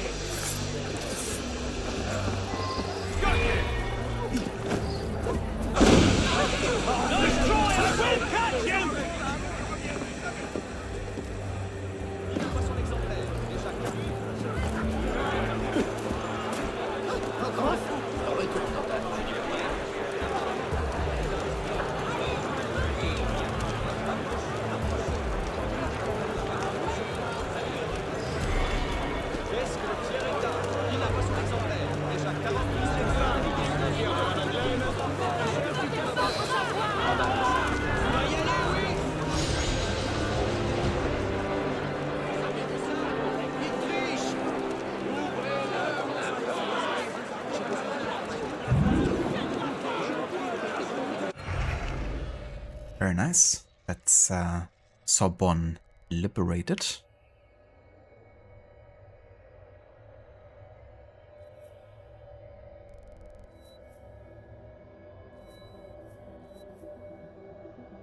Okay, so next we can go to La Bièvre for the next social club mission here.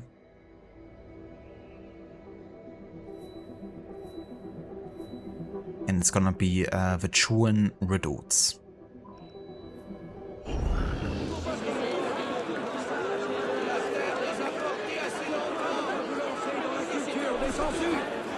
Le docteur Leblanc. Audacieux, très You a royalist? What exactly?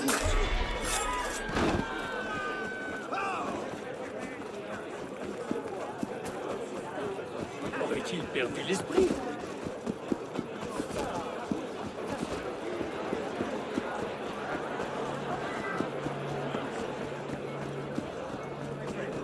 Hello. What's going on? Wonder if Chouan Riddles is tasty. The tasty riddles, you basically get like a snack of some unknown food, and you then have to riddle what kind of ingredients went into the food. It's like a taste test riddle. Tout est bon pour se faire remarquer. Which exotic ingredient did we put in there that you can't find in South Africa? You have 2 minutes.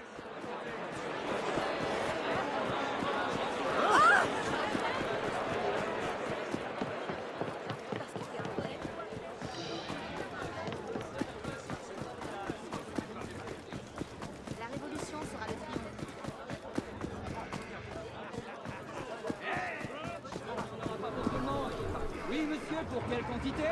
Non, le prix n'est pas négociable. À votre place, j'irai...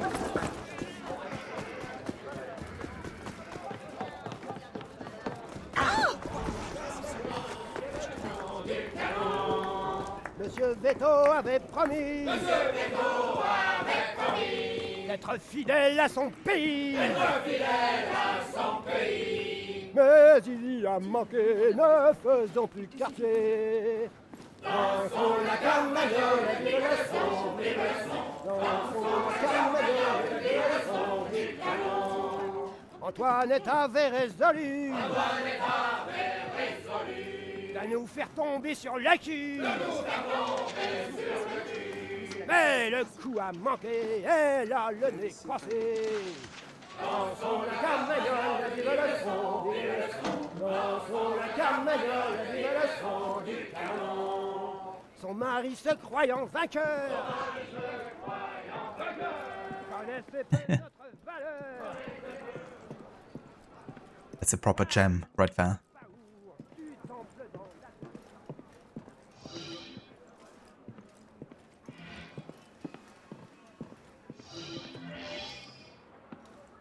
Chouan Riddles.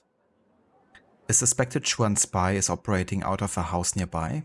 Find out what he knows.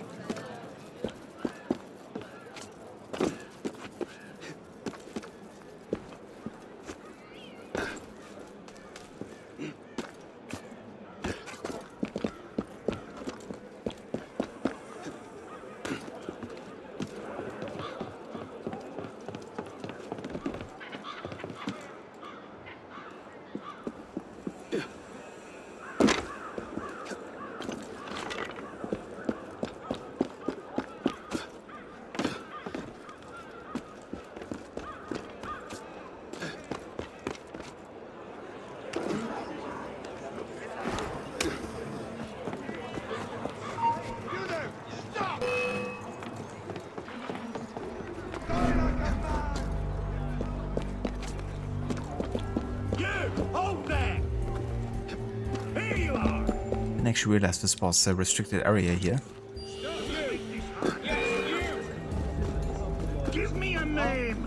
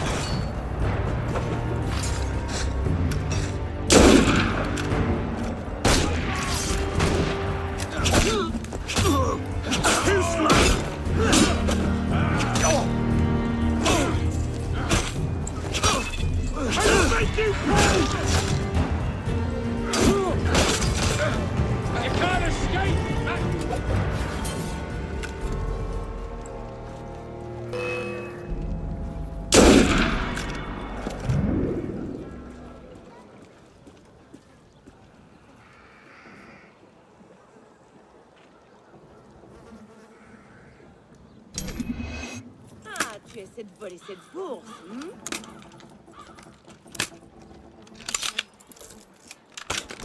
Hey, balai!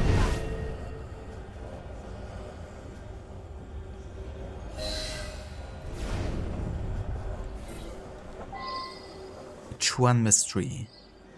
A letter on the desk reads: My precious key, you may have for free.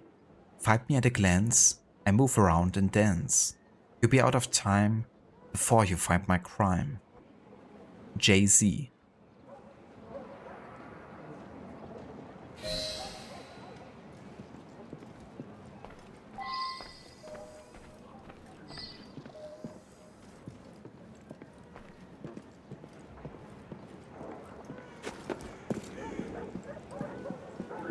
And here we are. My little base of operations. Could stand to tidy up a bit. I've been a bit busy, keeping an eye on the city guard. Come, let me show you what I've been working on. You men wait down here. Aye. Ah, yeah. Reeks like shit.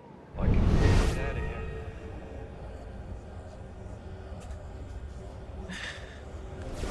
Arno's doing Arno things again. This is where I keep my notes. Real patriots!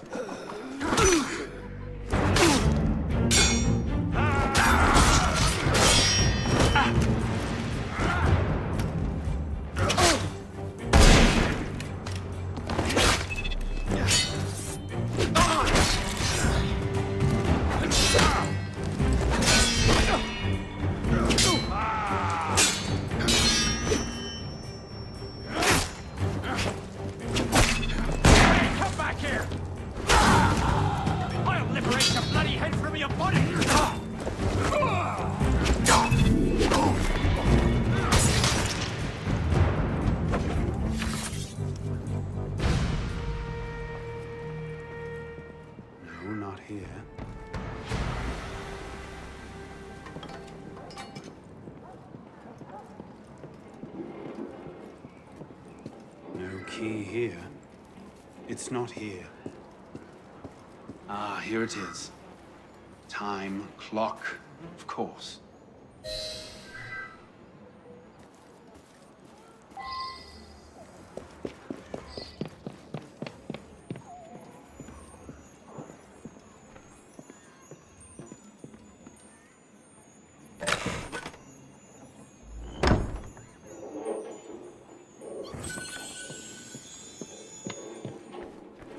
I think this is what the council is looking for.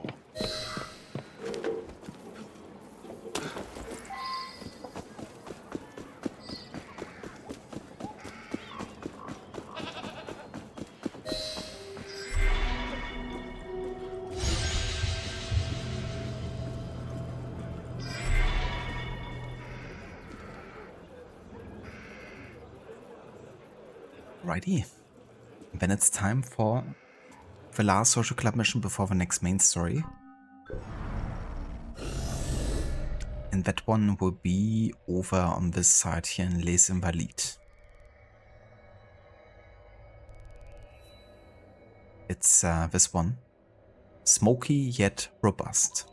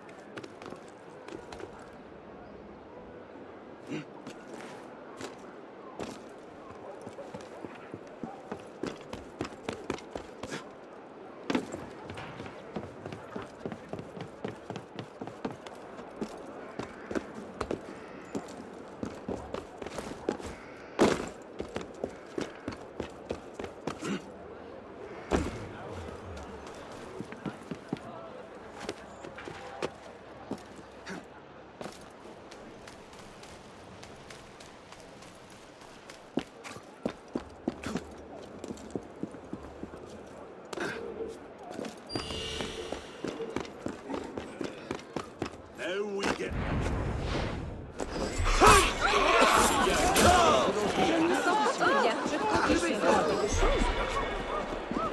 Bloody hell, Monty.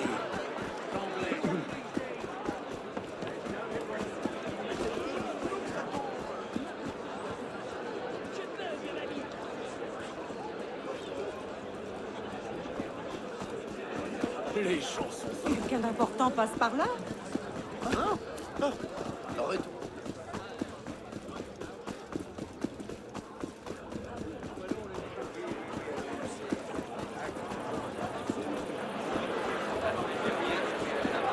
Il risque la chute à chaque instant.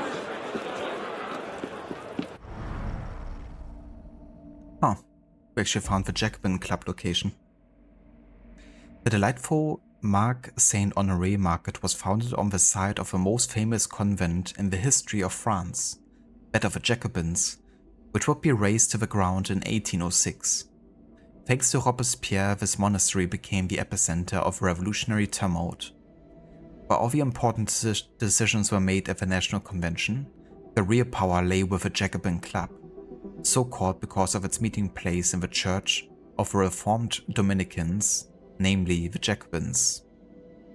Relieved of nearly all of its monks, this huge convent was situated at a stone's throw from the National Assembly, at the exact location of the current Marc Saint-Honoré.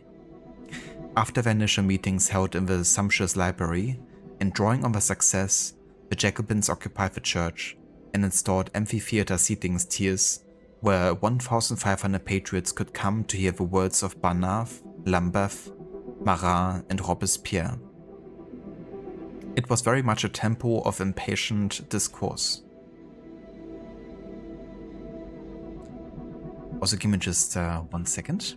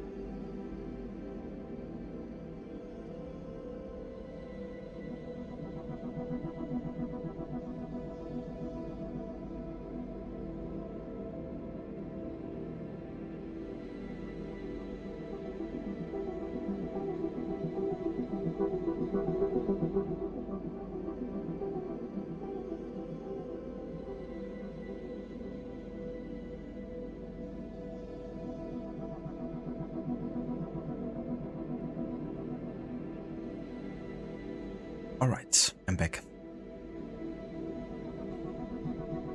Forgive me for this, but for some reason a French tempo of impassioned discourse sounds like the most erotic thing I have ever heard of. Oh, Chouan. 3 meetings a week were held under the watchful eye of painter Jacques-Louis David, who could be considered history's first photo reporter. He took pictures, the dirty devil. The building was closed by the convention's troops on the 10th Thermidor. It housed an initial market in 1810, dubbed the New Thermidor.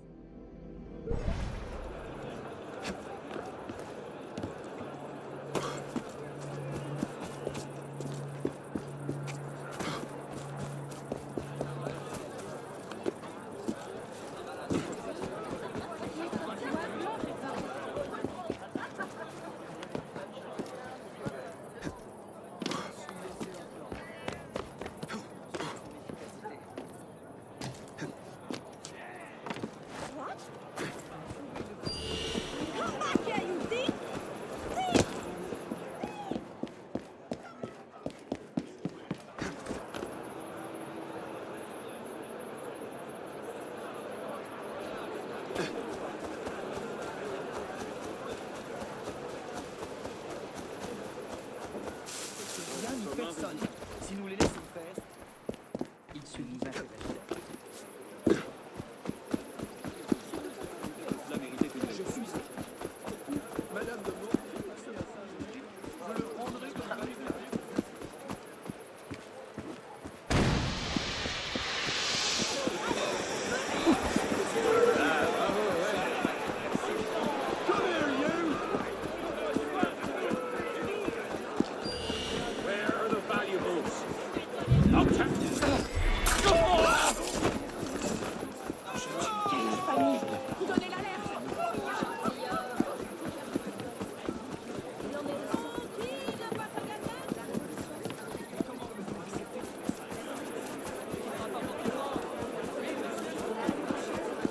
Chercher à impressionner.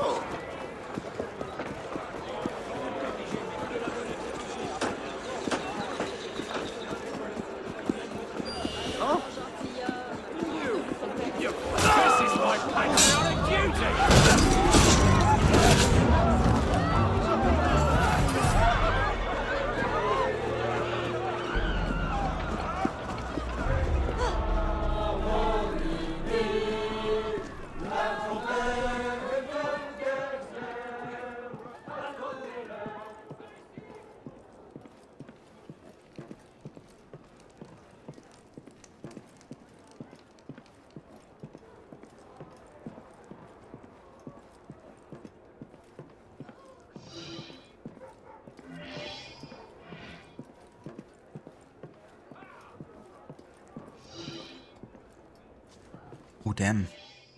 That's a hefty amount of money we're getting out of this mission. Smoky yet robust.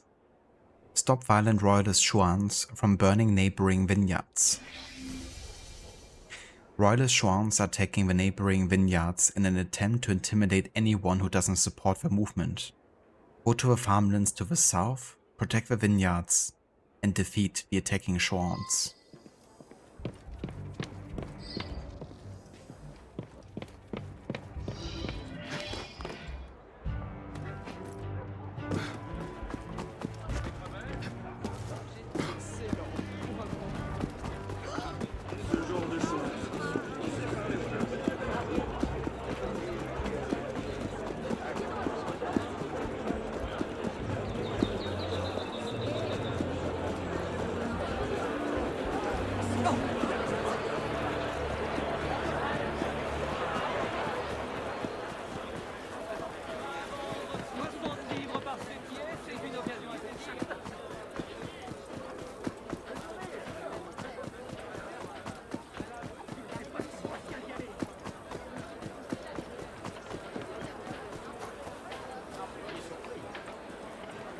Yeah, that looks like fire.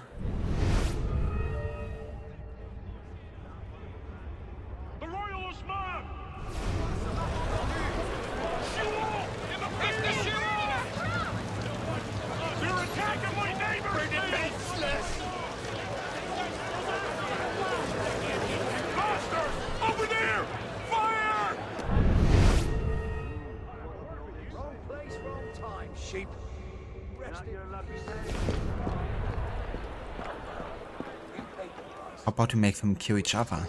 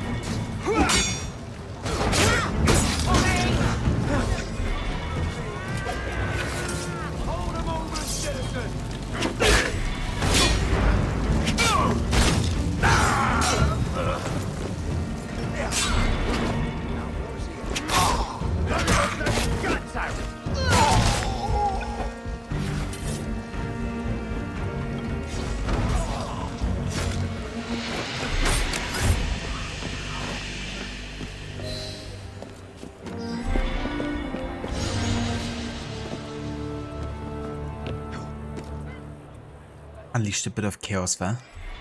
But yeah, we got a good chunk of money here. We could actually think about getting a legendary gear piece.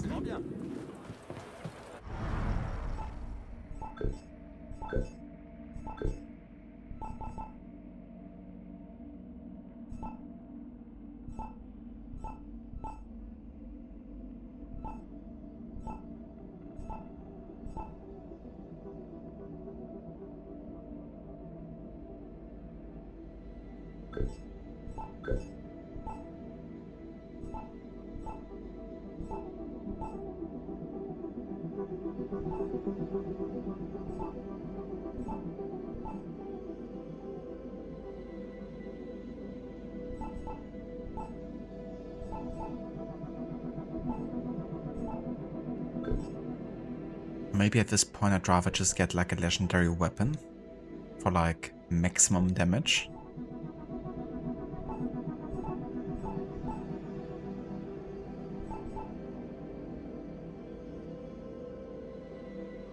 I quite like this weapon, the way it looks, but also as a reference to the Italian Renaissance and the time of Ezio.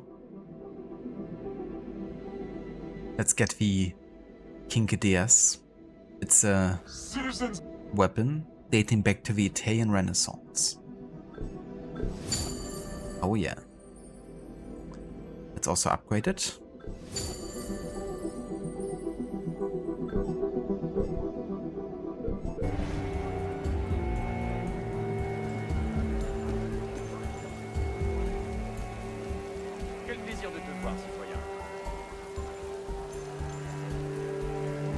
Alright.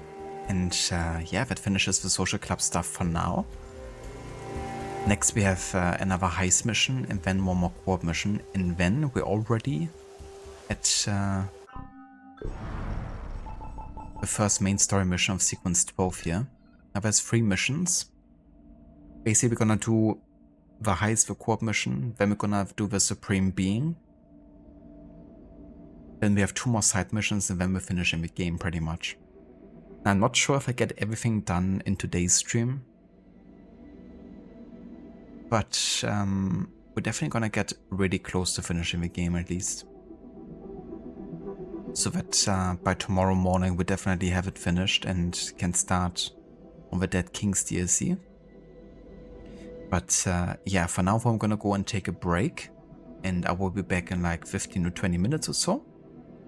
And yeah, I'm gonna take on the next 2 co-op / heist missions before getting back to the main story finally again. And yeah, working on finishing the main story. Thank you, Rod. I definitely will. And yeah, I'll be back in a bit.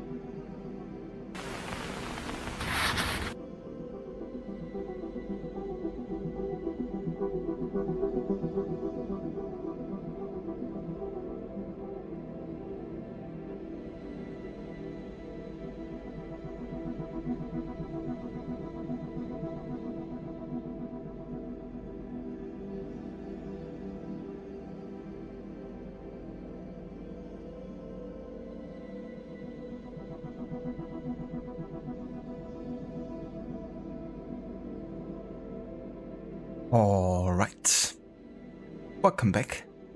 And thank you all for staying tuned for more of AC Unity as part of our historical chronology playthroughs.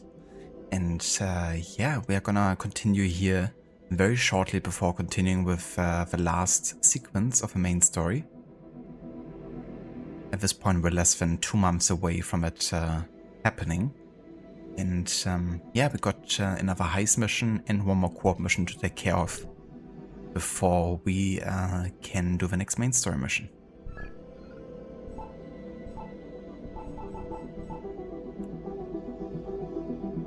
Ah yeah, so at this point, this is the final remaining heist mission, Ancient History.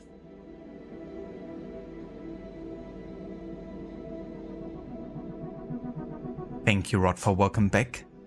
Welcome back to you as well, dude. And also welcome back, Dr. Darling. Glad you enjoyed the soundtrack for Unity. Templars have found first civilization artifacts underneath La Madeleine. Infiltrate the district and find the artifacts. Ancient history from the Old Kingdom. Hell yeah. From the very Old Kingdom, you could say the first ever kingdom.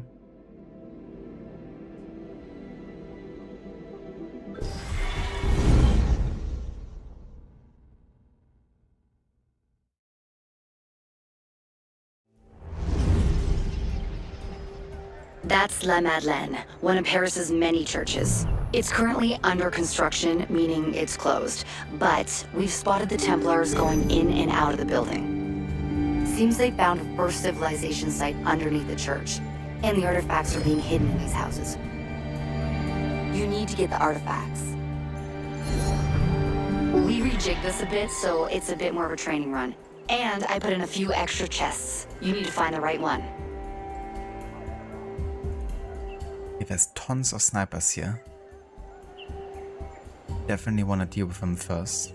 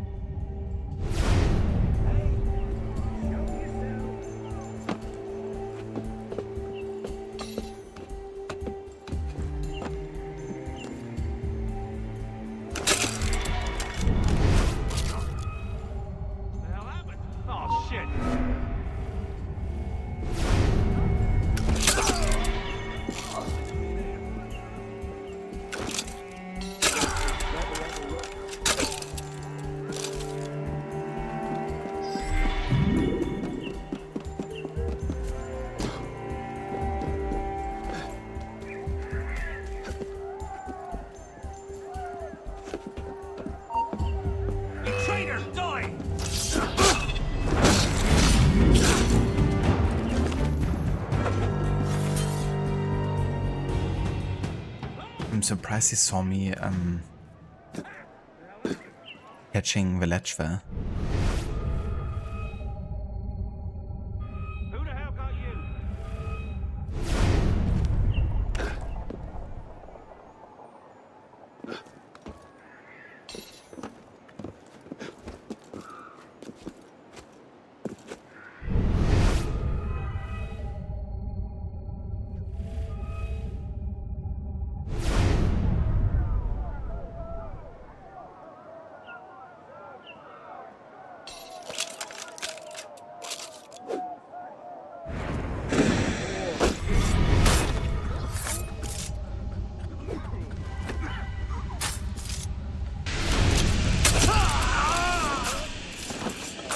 Oh, Jesus.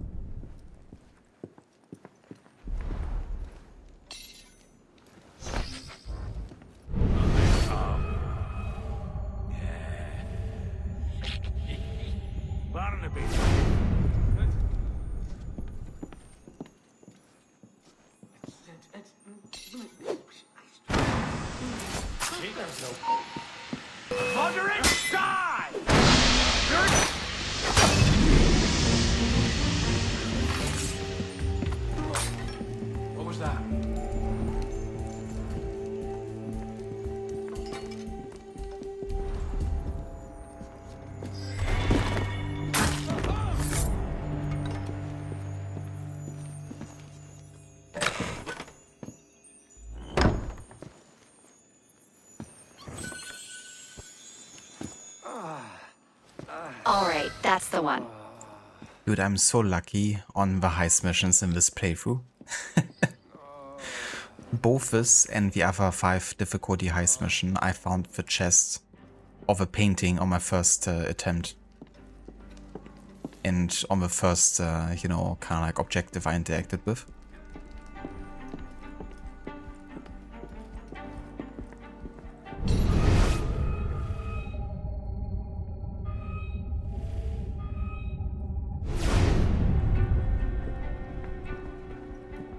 Hello there, Thermomic. Welcome in.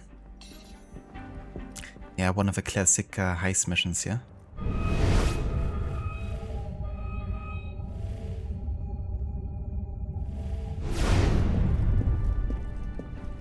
Nice body teleportation, Arno.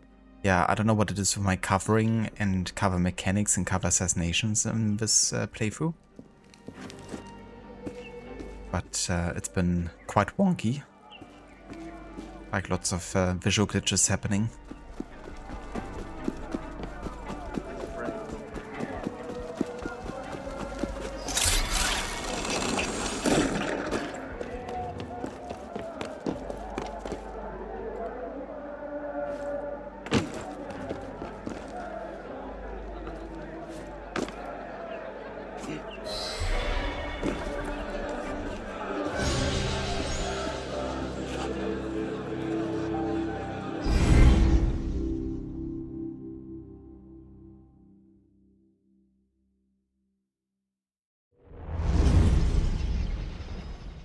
Also, give me just another second.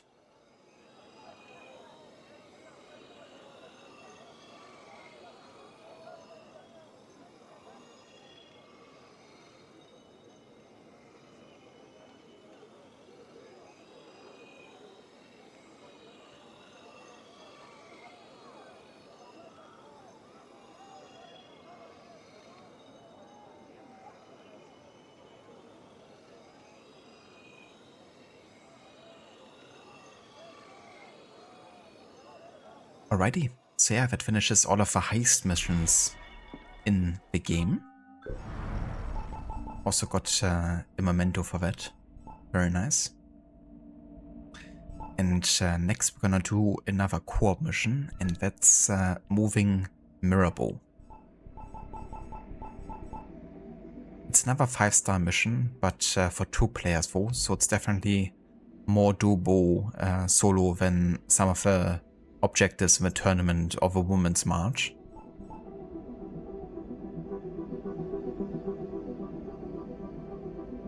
Mirabeau is publicly disgraced, and the Templars want the assassins go down with their former leader. Retrieve Mirabeau's relics from the assassin crypt under the Pantheon.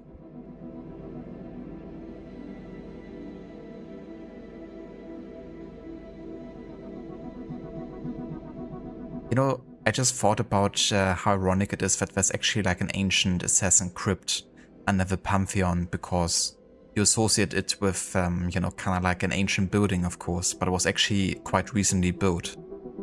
So, which means the assassin crypt was already there before the Pantheon, you know, came to be there. I guess that's something they maybe didn't think about. Or maybe it was just a really good coincidence. Maybe the assassins were in charge of, you know, placing the Pantheon right on top of the assassin crypt.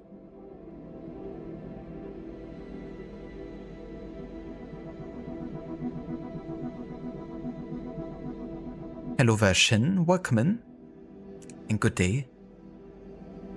The ancient building from the Old Kingdom. Yeah, the not so old kingdom.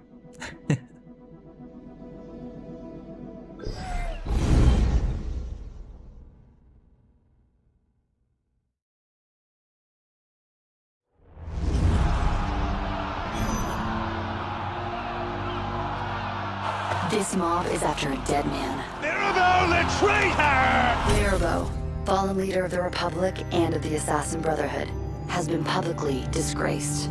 Negotiating with the king was a dangerous play, but Mirabeau wanted a peaceful revolution. He paid for it with his life and was given a proper assassin burial. His remains catacombs were placed in the sacred pantheon. Until Robespierre exposed his collusion with the king. Now these fanatics want him removed. I want every door, ledge, and entrance covered. Nobody gets in. If the mob gets Mirabeau's relics, the secrecy of the Brotherhood is at risk. Beat them to it, and move Mirabeau's relics to a safe location.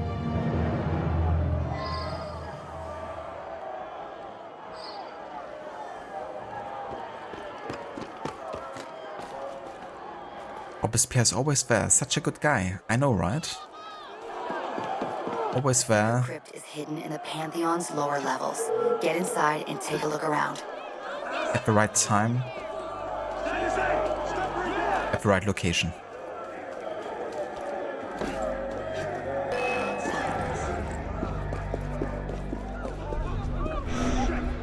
Where'd he go?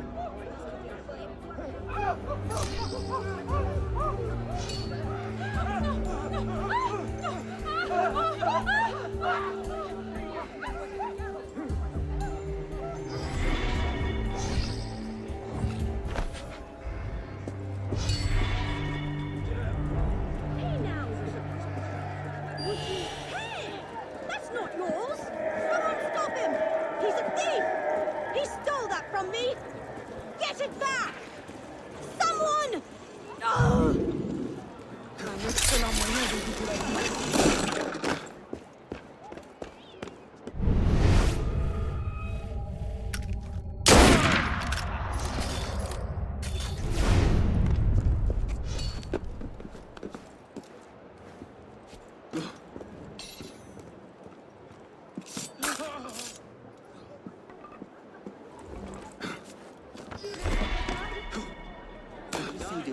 De quoi, putain?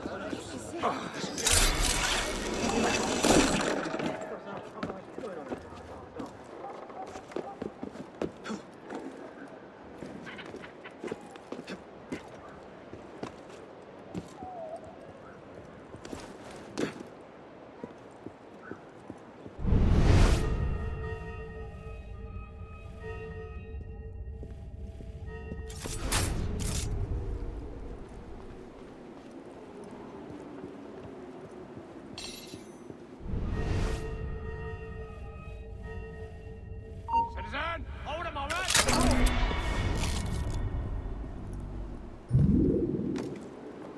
Okay, careful now. The Templars and their thugs must be crawling all over the place looking for Mirabeau's secret crypt.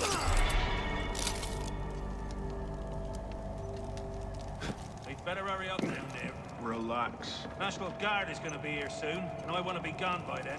What is taking so long? I don't know. Haven't heard anything. I'm tired of waiting around up here. That crowd's getting restless. I'm not afraid of a couple of peasants. Think the men up front can keep the crowd at bay? Stop worrying. What did Mirabeau do, anyways? They caught him making peace with the king. No wonder they're pissed. Must be well hidden, whatever they're looking for.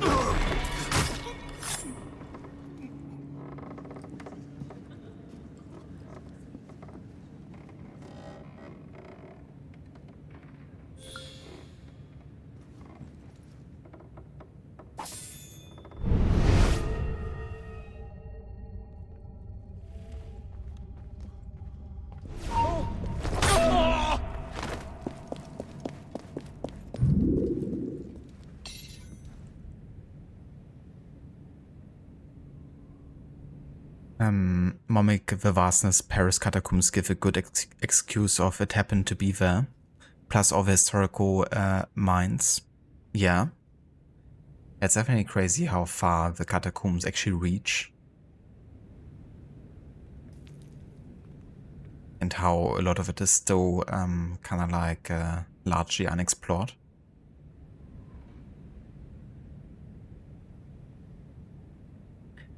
Welcome back, Dr. Darling. I hope work went well. And yeah, 3 years since you last played Unity. Yeah, I think for me it was about 2 years or so. But definitely sounds like a replay is in order.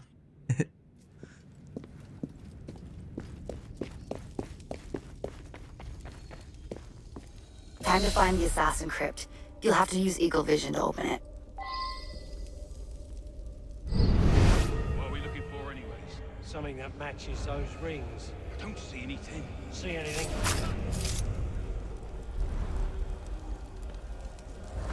How the hell do we open this? Must have something to do with those rings.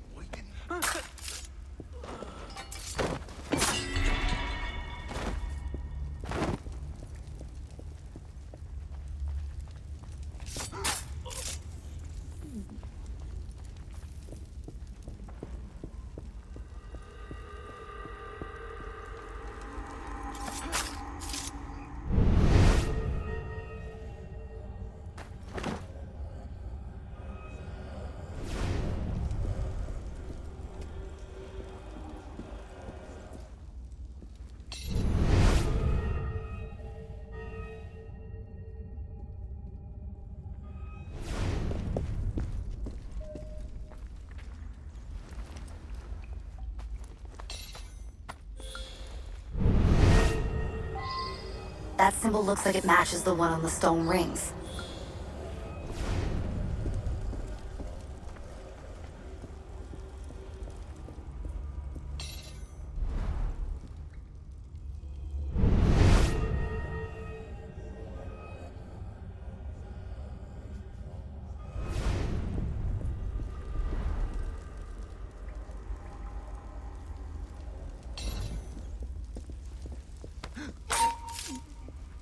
Get you right in!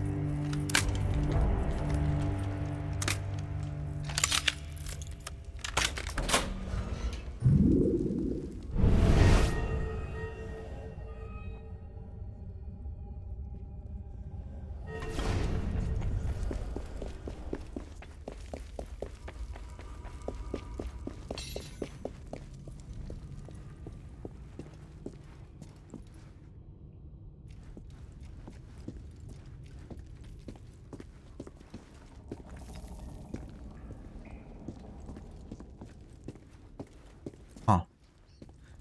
Can't pickpocket or like lockpick this door, can I?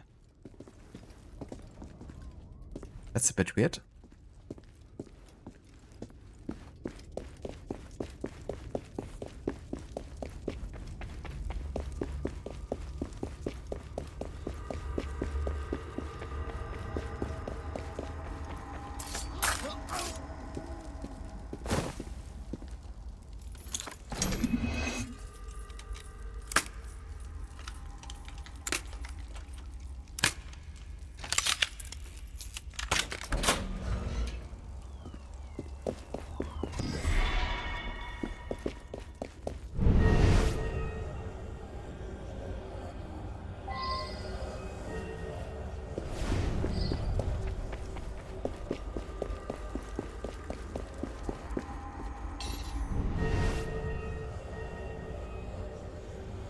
Three symbols, 3 rings.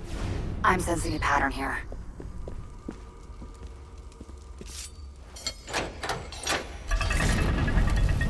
Each one of those rings must spin.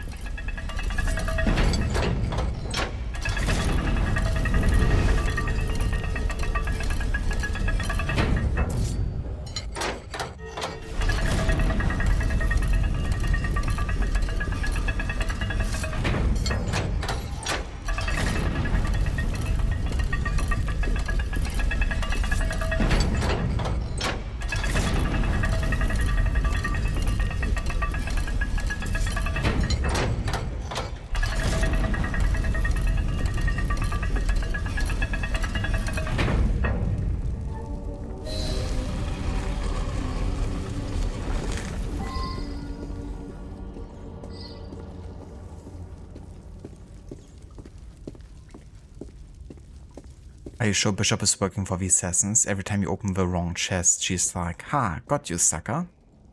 Yeah, so technically she's not an assassin, right? She's just part of the Initiate network or something.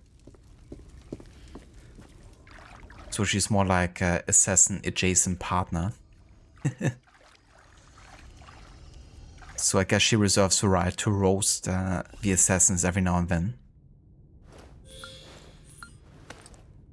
They didn't make it easy, did they? Time to get out of there with the relics before backup arrives.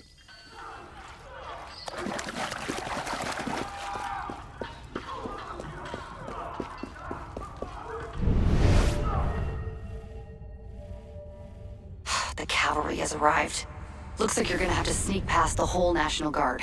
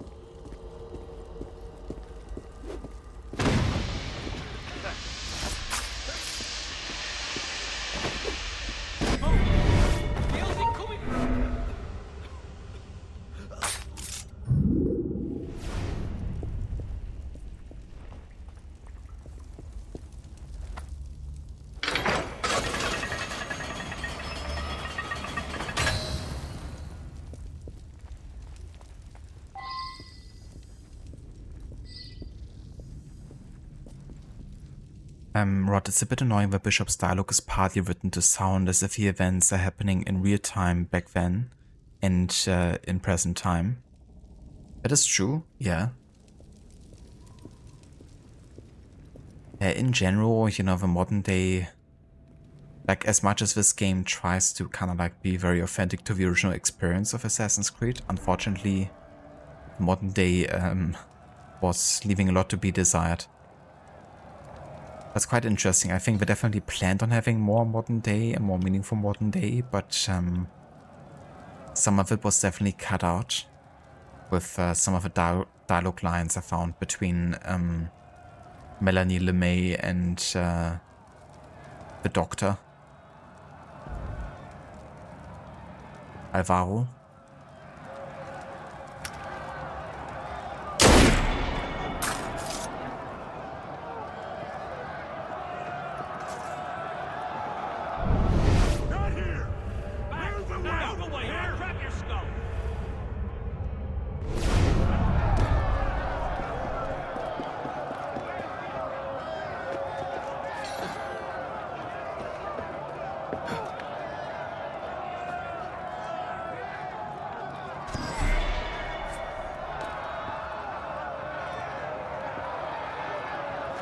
Apparently Juno's dialogue was cut too. Ah, interesting. I wonder if I still find something about Juno in the sound files of this game?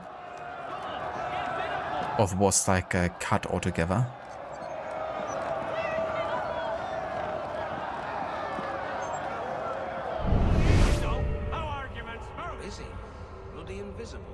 You want to meet my bayonet?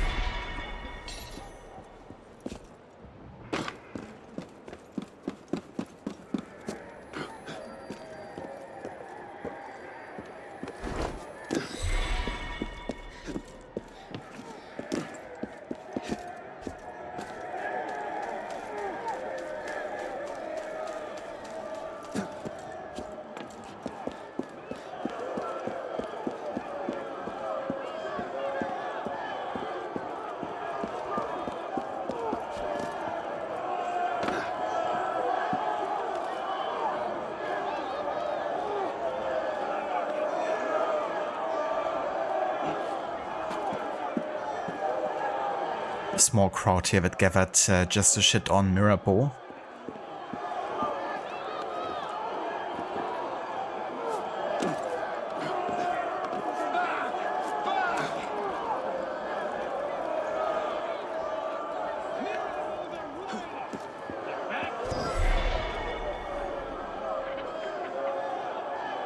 It tries to buy the assassin fantasy so lackluster with just an errand boy for the Templar ex-protagonist. It is the closest of a competent assassin dealing with a conspiracy we've gotten in a long time, but the fact it's the closest is so sad. Yeah, I mean, it definitely tries to also find its own identity, I guess, you know, like the story between Templars and assassins is definitely trying to be nuanced in this game, and by having antagonists and allies on either side, definitely strikes an interesting balance, I think. But yeah, I would definitely love more stories, you know, focus as deeply on the Assassin-Templar conflict as this. Because it definitely has taken a bit of a backseat in favor of like historical settings and characters. And storylines they wanna, you know, realize.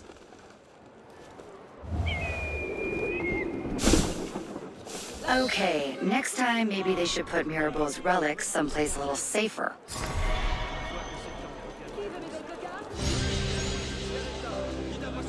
Nice. Of the legendary Napoleonic breeches. That's quite lucky.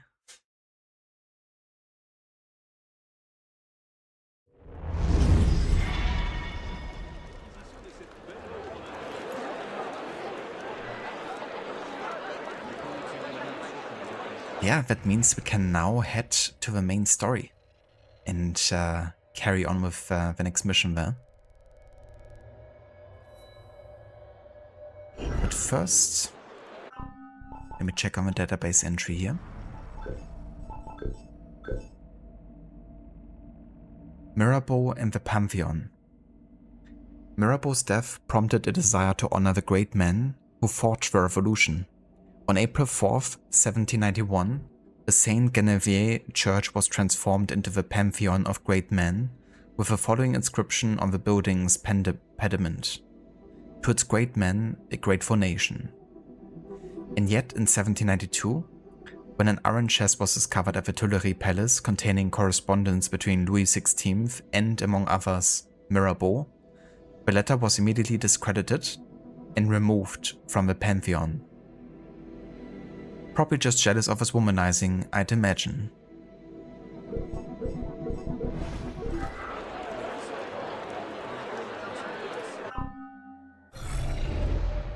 It didn't take long for people to be angry. You just had to give him a reason.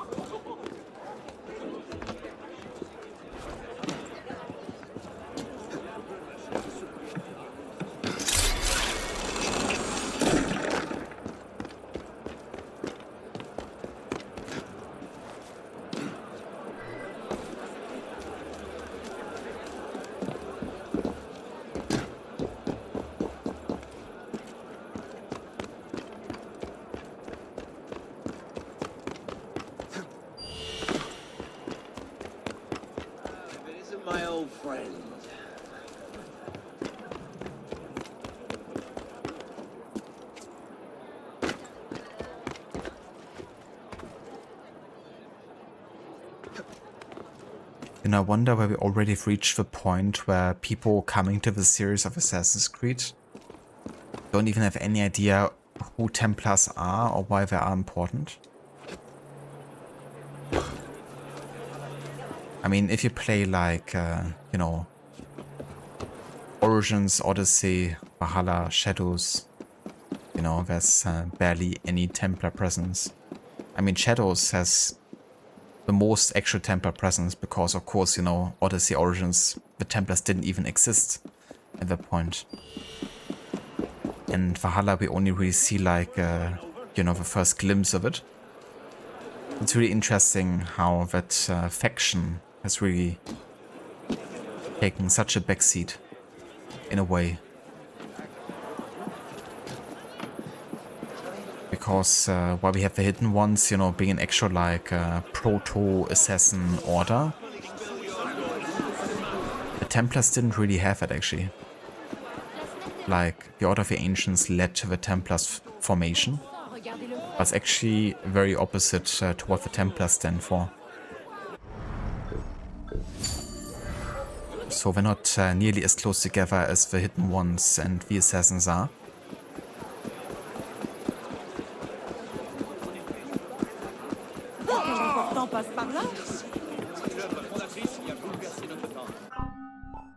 Okay, so given that we get to the ending stages here of the main story now, I want to go ahead and see if there's any skills we might want to get before we get into this.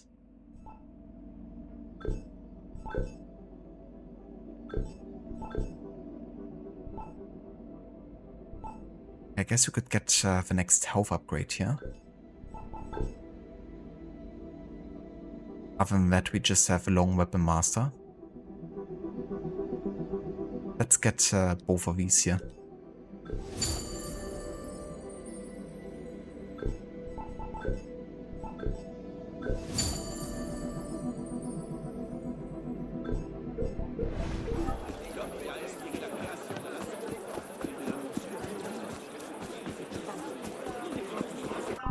And also, want to go ahead and change my look here for the last sequence.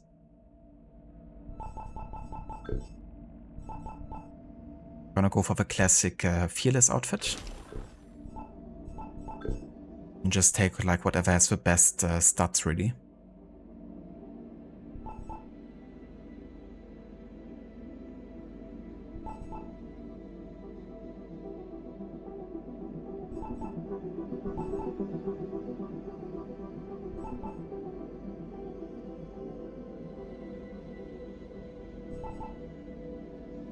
You know, it's interesting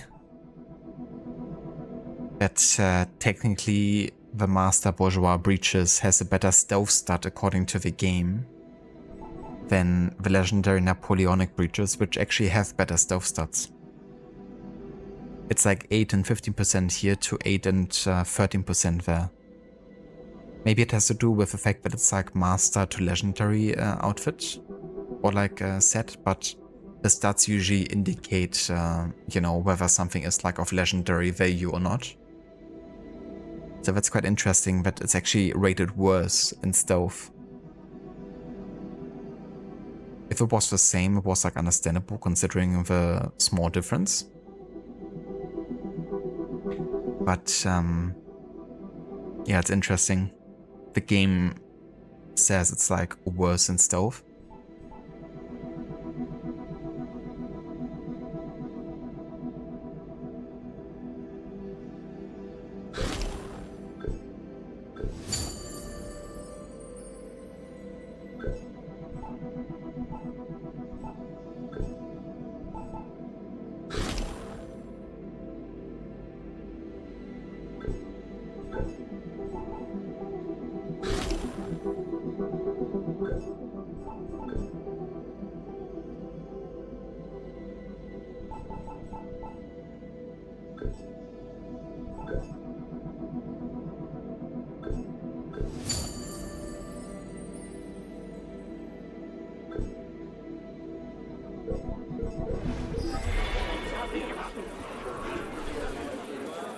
That lady was climbing that cart of hay. But just everyday Unity things. NPCs walking over lampposts, hay carts, benches.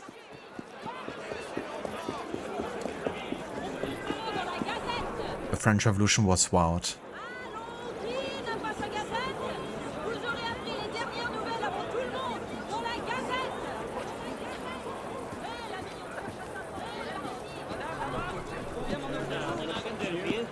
Whose side are you on then? What are you saying? What cheer, my friend?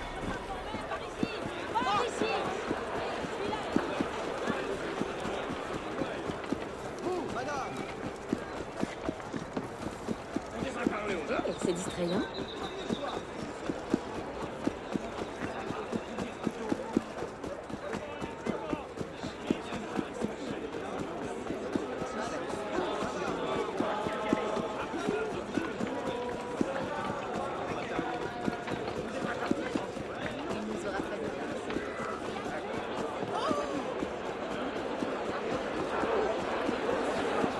Tous d'un coup.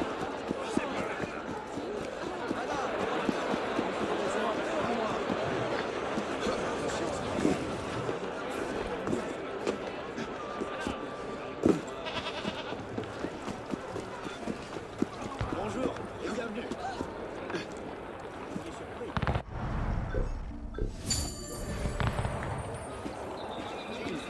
Voici, vieillard. Comprenez bien.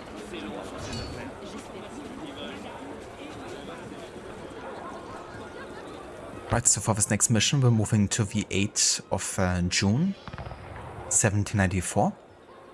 And yeah, it's finally time to return to the main story. It's been like quite a bit because there's been a ton of side missions between sequence 11 and sequence 12. The Supreme Being. Robespierre is the last link to Germain. Discredit him, render him vulnerable, and you may draw out a Grand Master.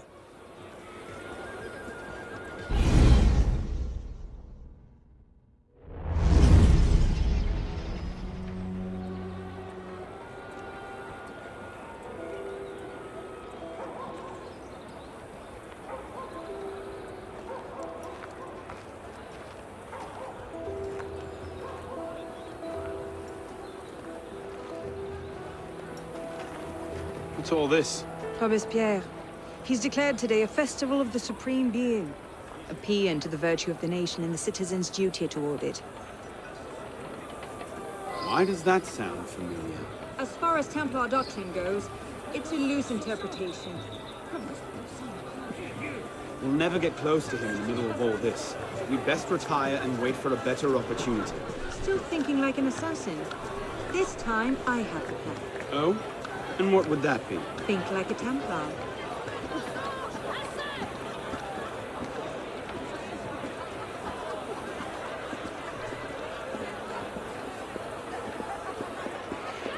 Amazing! Thought we were supposed to be rationalists now. What's he thinking? Vive Robespierre! Bravo! The Supreme Being ain't called for Robespierre. I'll eat my hand. Ridiculous pomp and circumstance.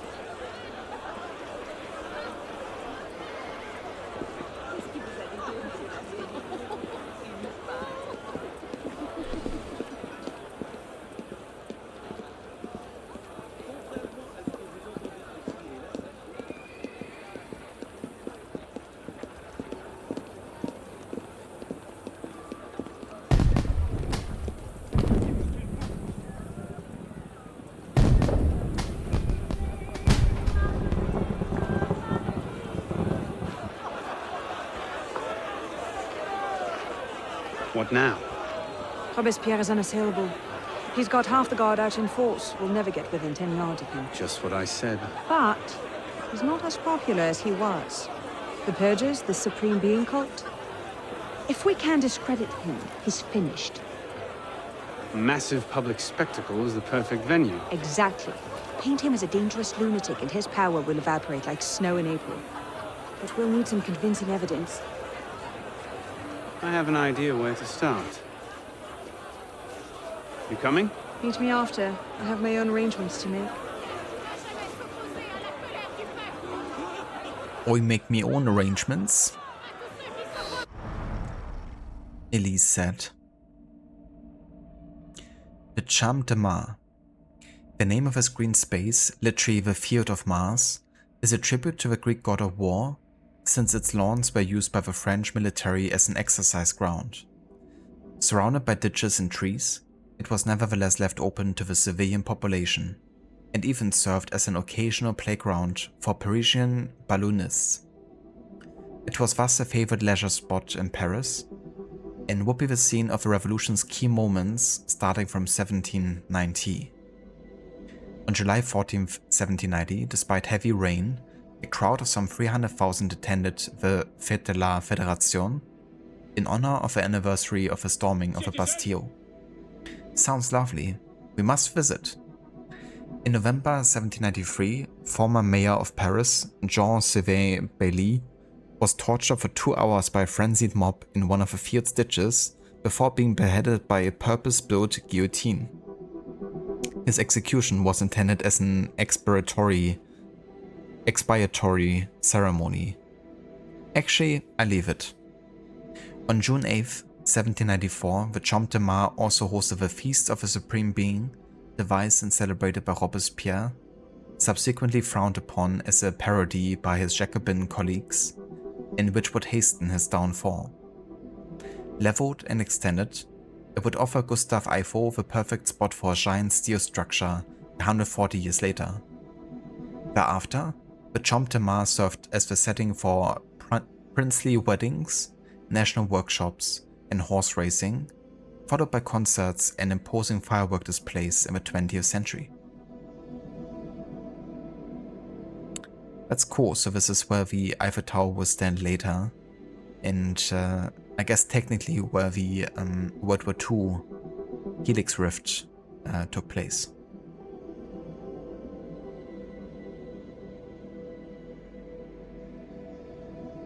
Marchamp? Hello Vaora, welcome in, and good day. How are things?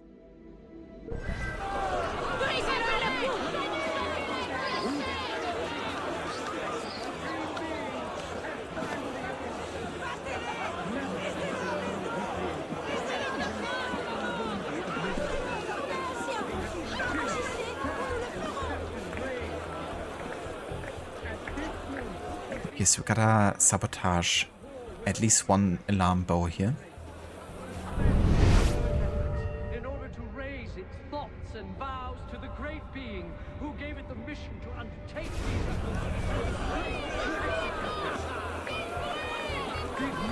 is a mortal by his raising in the hearts of men because of justice and equality. Right there, the death sentence. Things are mad, but you have Animal Crossing edibles, so you survive. That's definitely fair, Aura. But yeah, I hope AC is going well. We're not quite playing the same AC, but Incriminating evidence. As long as it's good, right?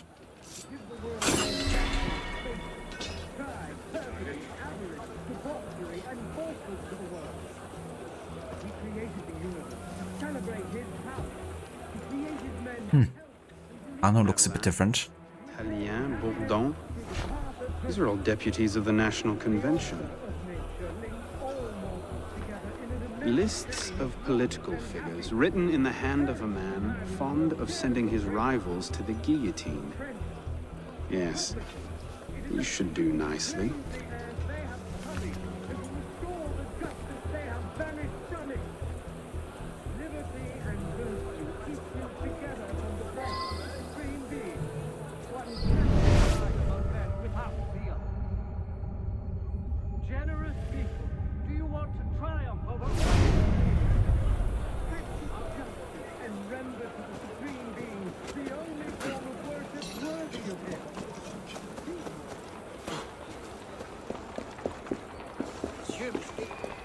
This mission can be a bit tricky without the hut, because the blue zones are like so large.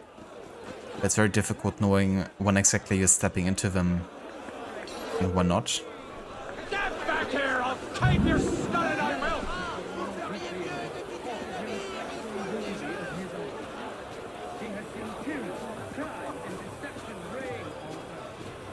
Definitely a bit reliant on the minimap here.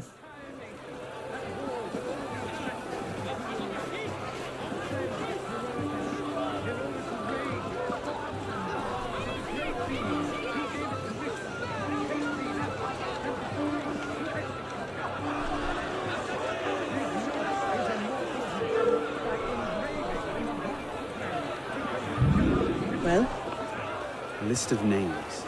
50 or so deputies of the National Convention, all written in Robespierre's hand and all opposed to him. I imagine those good gentlemen would be quite interested to know they're on that list. First,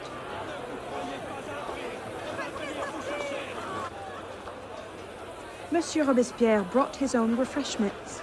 Distract the guards. I have an idea. Distract the guards? Right.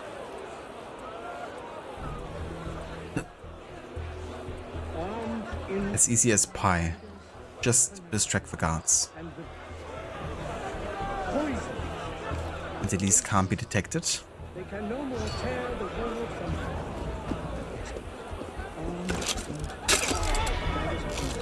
and the poison is atheism. They can no more tear the world. I like how the objective says knock out, but you don't have to actually knock them out, you can just kill them.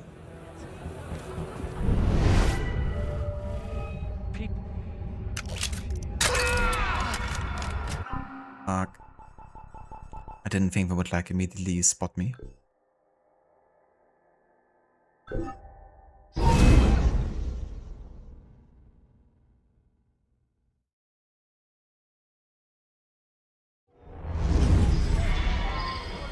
I love Elise so much. I don't blame you. I really like her character too. And I like when Arno and her get up to some mischief. One of my favorite scenes with her is definitely at the start of the game, when she's pretending to be like really dumb to one of the guards. In turn with the daggers of fanaticism and the poisons of atheism.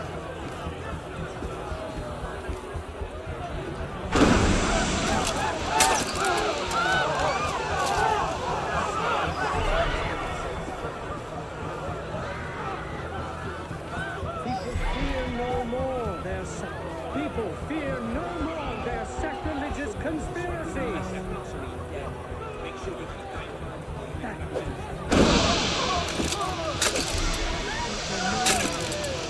People fear no more their sacrilegious conspiracies. They can no more tear the world from.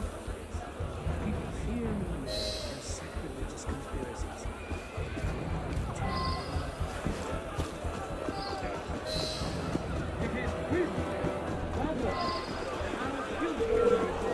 Psycholexis edition.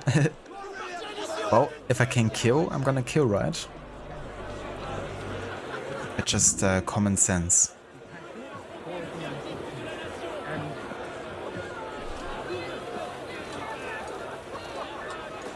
How did I get?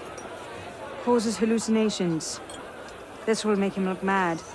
Now we have to make him look dangerous. The list of names. It must fall into the right hands, anonymously. If our involvement gets out, it'll tip Germain off. Leave that part to me.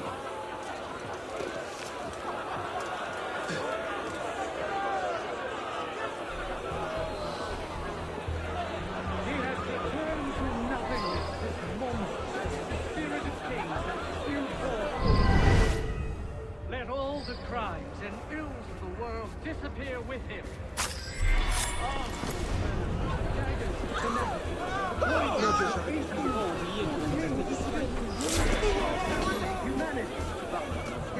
Robespierre natters on about freedom and mercy, while thousands go to the guillotine. Don't somewhere like to see this, he would choke on his own blood. But what can we do? For all his horrors, the committee stands behind him. Only so long as I can come straight to us. The world to the breast of its author than the remorse from their own hearts. Hold up your woeful head. You can again raise your eyes to the sky with impunity. Pray, monsieur. Might I borrow your handkerchief? Certainly. Dominions of tyranny may be able to What is it? assassinate you, but it is not in their power to annihilate you completely. It's the solution to my problems. Whoever you are, Pardon, madame. and again, think well. You can attack your transitory life. I like how he's not even too surprised by it. Come here, you! Look like you need a crack of beating! But I wouldn't be either, you know, like there's many people being angry with Robespierre right now, so that someone slips information to a person in power is not unlikely to happen. Then the remorse from their own hearts. Let us be serious and discreet in all our deliberations, as men who determine the interest of the whole world. Conduct unbecoming me. Who the hell does Robespierre think he is? Jealous of your success, most like. Yes. Yes, that would be it, wouldn't it? Someone really ought to teach that jumped up little troll a lesson. Quite so, sir. Supreme being is not destroyed. Left side, what is it, sir? A pickpocket. Damn your eyes. Bloody hell, what did they steal? Nothing. I... Marvelous and vigilant in success. Let us be generous toward those who are good, compassionate toward the unfortunate, inexorable toward the wicked, just toward everyone.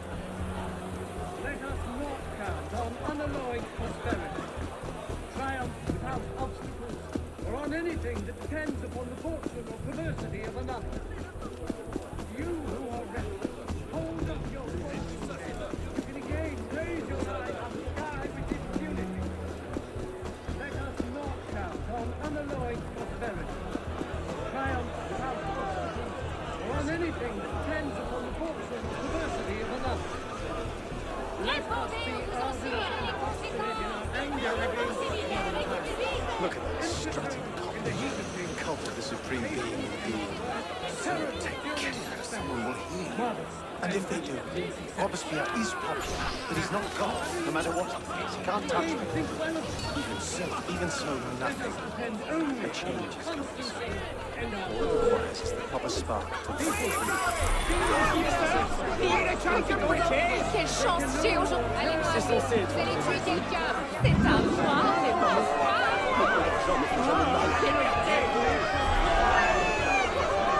un peu d'argent est toujours le bienvenu.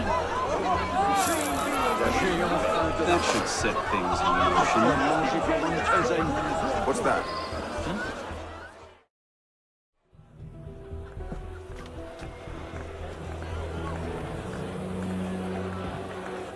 It is wisdom, above all, that our guilty enemies want to drive from the Republic. To wisdom alone does it belong to consolidate the prosperity of empire. Being a list of enemies of the revolution. 100 names here. Robespierre's gone too far this time. That's at the fox in the hen house. Pity the hens. Now what? We wait. It won't take long. Once Robespierre has lost the support of the people, he'll be no more use to Germain. And when Germain abandons him... He's vulnerable. Let's go.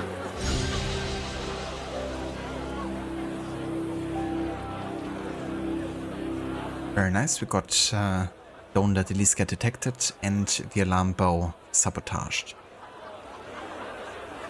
Hello again, Amita. Welcome back, dude. I hope the rest of work went well.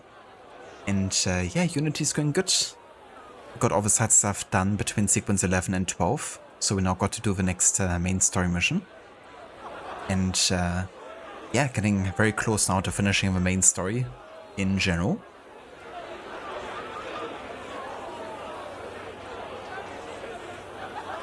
We just finished discrediting Robespierre.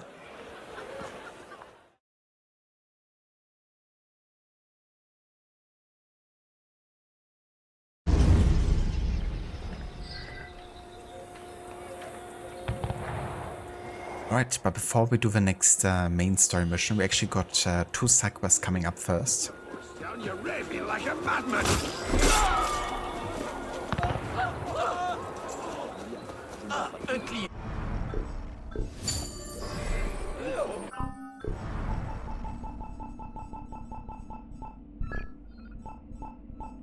And one of them is this one.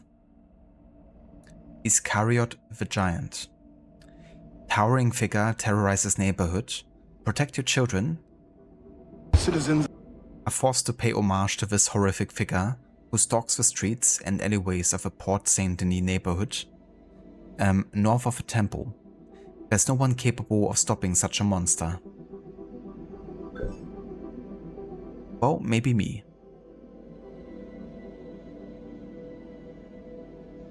I do also have a historical footnote for this mission, like why it takes place during this time. Let me just quickly check in my timetable.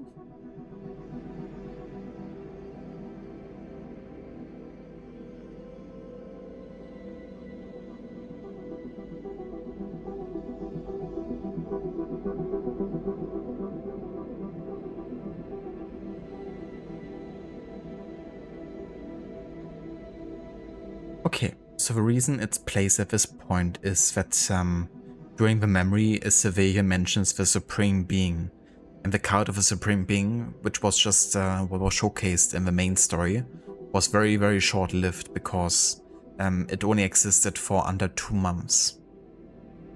So between June and July, you know, up until Robespierre got executed, which happens at the end of July.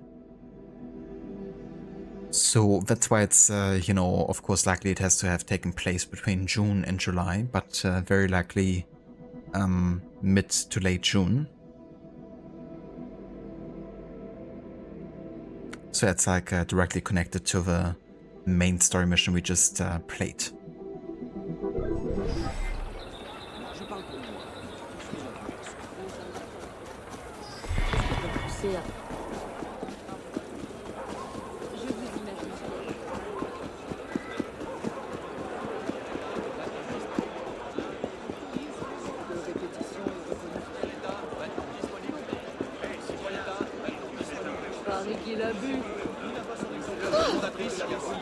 Hello there, Spoofinator, welcome in, and thank you for joining. Not in this playthrough. This playthrough I'm playing everything solo, because I'm reading up on database entries and taking things at my own time. But yeah, in general I'm definitely you know, liking to play the co-op in this game with others. But yeah, in this playthrough I'm just doing everything solo.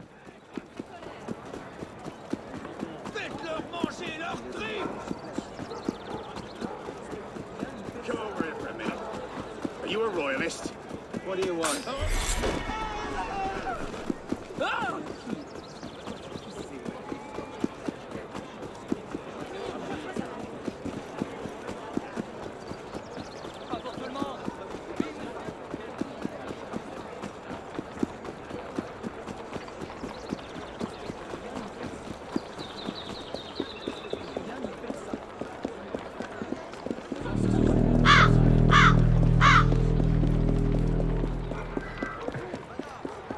Hello there, Mistress Memestress, welcome in.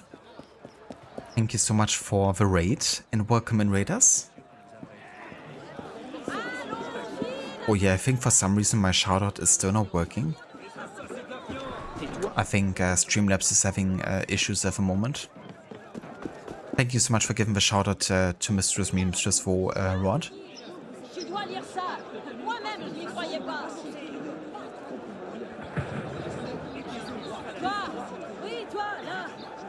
Que je parle. Veux-tu connaître la vérité sur les derniers événements parisiens? Mais si tu veux, tu ne le sais juste pas encore. 4 sous pour le meilleur des nouvelles, sans parti pris, sans aveuglement. L'épée, juste l'épée, toujours. How was your stream today? Did you play more Dragon Age? 71 FPS during the Jacques de Molay intro. You're getting 170 FPS in Cyberpunk benchmark. That's optimization right there.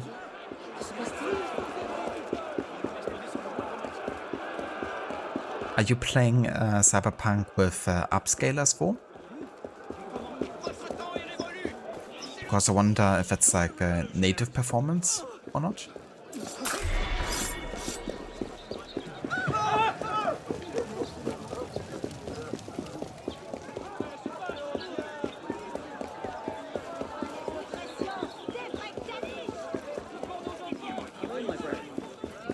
la chute à chaque instant.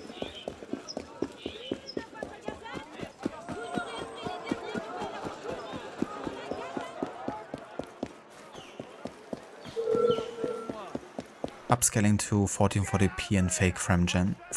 Gotcha, yeah.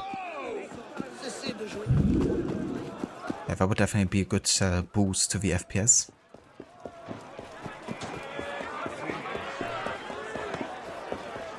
Yeah, they've definitely done a good job, you know, adding to Cyberpunk and also optimizing and getting rid of some of the, you know, issues the game had.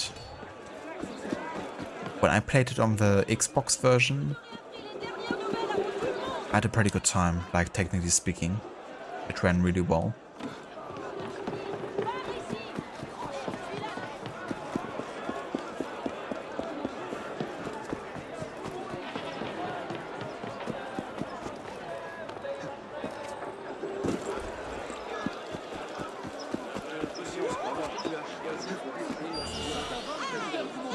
Oh, hell yeah, Aura. That's a nice Christmas gift for sure. Especially these days.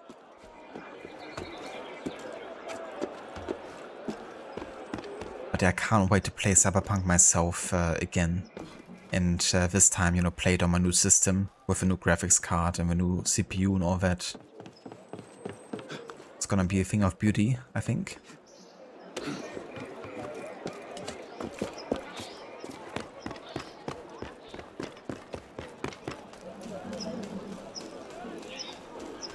More Dragon Age was fun, but had to end to do real life stuff. Ah, that's definitely understandable.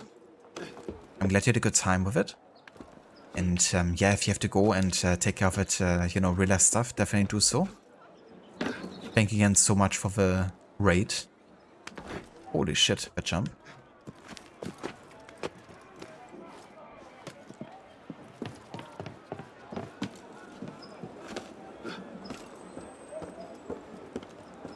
Yeah, I guess a really good card can do that, you know, if it's like not overheating because it's not like being tanked out the entire time. That would definitely help.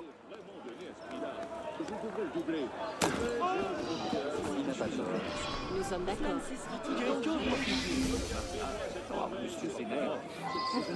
Je vous imagine bien.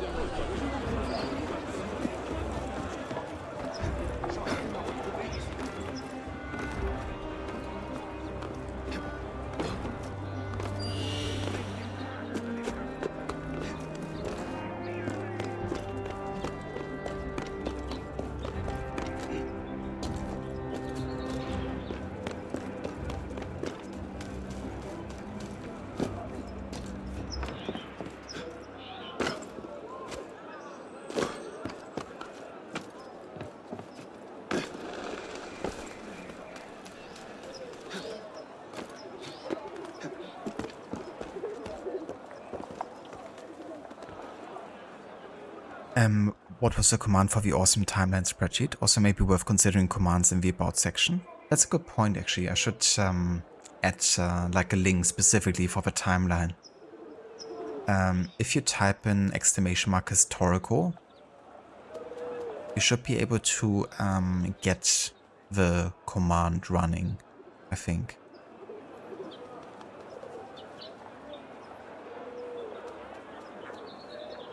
Oh, hold on, give me just 1 second.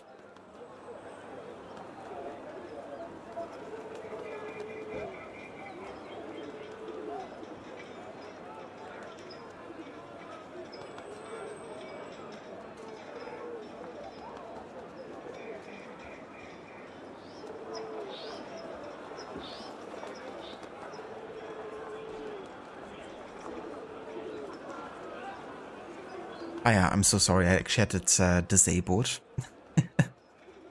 The command, but it should work now. The link that you find in there is just like the general link to like all the historical, you know, games that we're playing.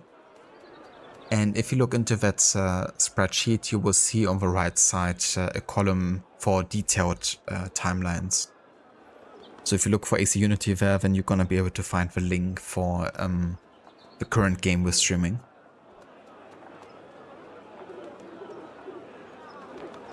I know, right, Aura? Wanna know a funny thing? In 14 streams, well, technically 12 streams, because the first 2 streams I've done in between my Colonia saga. In 12 streams of playing Unity, I haven't re-enabled that command for historical. Nor have I set up a command for Unity specifically. Pro streamer. But yeah, simply because I forgot and didn't think of it.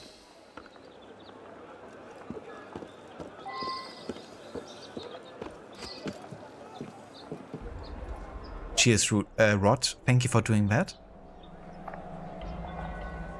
That's a good point out for the About section. Momik, I should definitely add like a link just specifically for the historical project.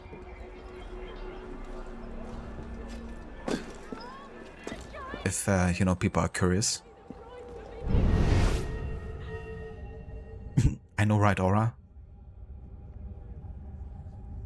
Sounds like I have been doing this for like quite a few years now. Covered in snakes instead of hair, and his forearms. He roams the streets and rips innocent people to bloody chunks of meat.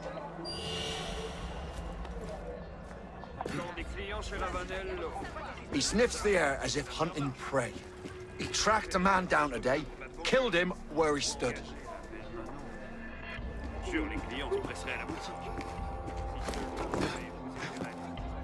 The giant Iscariotte is on a rampage! I warn all citizens, flee to your homes and barricade yourselves in. Just now, the invincible giant with file-sharpened teeth killed a man with his powerful, tiger-like claws. I saw it happen. He crushed the man to death as easily as killing a fly. That voice actor is so freaking funny. Another maybe too complicated thing would be to filter out moodboard answers from the on-screen chat. That's another thing I could definitely look into. I've been recently changing my chat box overlay to the chat box that Maxi created. And I could be wrong, but I think it might actually have a feature, like it might have a feature to filter out specific users. So maybe I could set that up actually.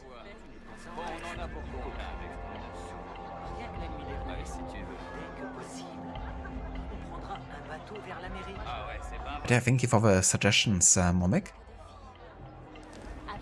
Actually made a note of that, so I'm gonna check that later.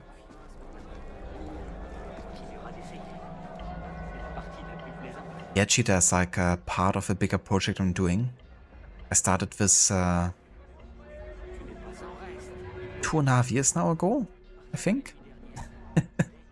It's been a long run, long time. But yeah, been definitely enjoying this project of like playing for so many games in historical order. He threatens people and takes their things. If someone refuses, the giant squeezes the life from them like juice from an orange. A man today refused, and now he lies dead.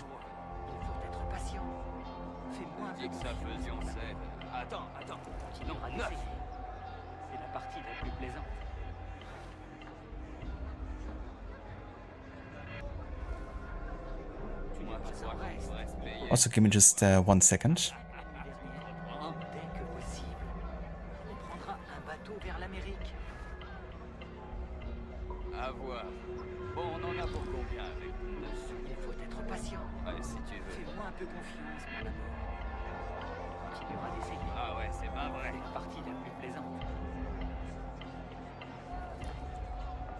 Qu'est-ce qu'on se mange rond? Tu n'es pas en reste, hypocrite. Rien que la nuit dernière, dès que possible, on prendra un bateau vers l'Amérique. Okay, so I didn't have a look when we did start exactly. So it was in May 2024 that we started the historical order run. with ancestors, so it's been like we're going on to the 2 years now in May, in like 4 months.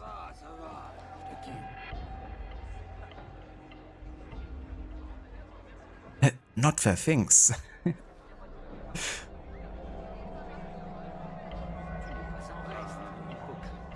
And yeah, so I played these games between like 2024 and now. And yeah, we're gonna continue this project for quite a few more games. Like especially once we get to the 19th and 20th century, there's gonna be more density of games, I would say. So gonna spend more time in those centuries. Hello there, Shaky, welcome in, dude. That in South was actually from the game, so for me it sounded like it was from in-game. Pathetic. You are a coward. If I were you, I'd avoid reality too. Get out of my way! You're kind of annoying, my friend. When you crawled from the womb, you were ugly and lame. Your poor mother, she fainted away from the shame. That one can't be topped, to be honest. That Valhalla in South.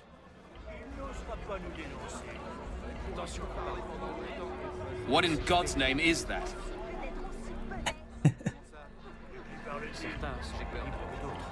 Will I add GTA 6 in 2026? Well, if it actually releases. But yeah, like honestly, I do wanna play the GTA games when they are taking place in the year that they came out, I guess. Or I guess there's also GTA games that technically take place in the 90s or 80s, like Vice City and San Andreas. But yeah, I wanna play them because at that point it's more about like social commentary than about history. It's like, you know, contemporary history, I guess.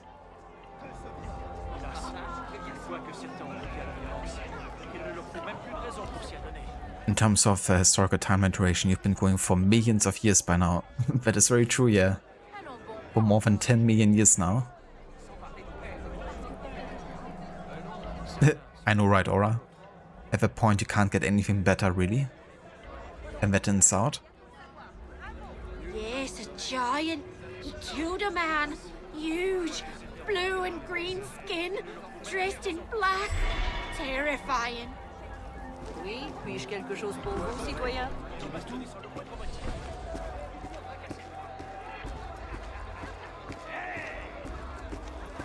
I saw him just now! He just killed someone! A huge, blue, cavernous mouth with no teeth at all! Oh, may the Supreme Being save us!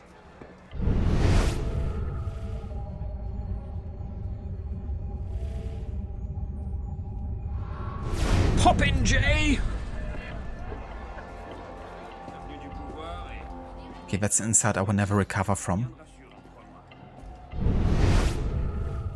Poppin' Jay.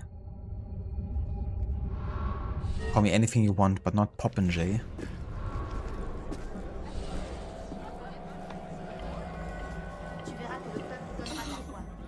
My dear husband, look, crushed to death for what? He refused to give everything he had to the giant Iscariotte.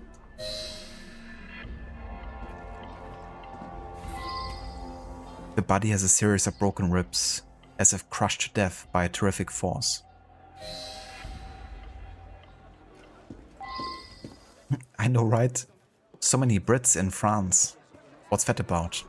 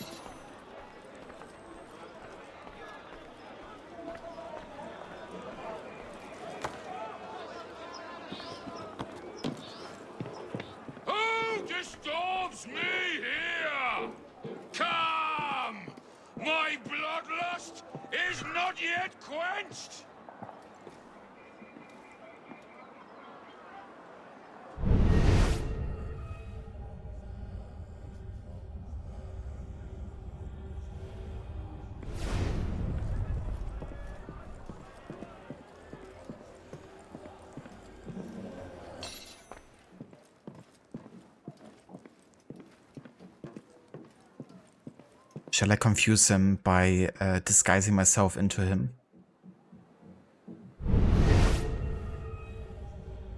Then he's like, why is the same person as me standing in front of me?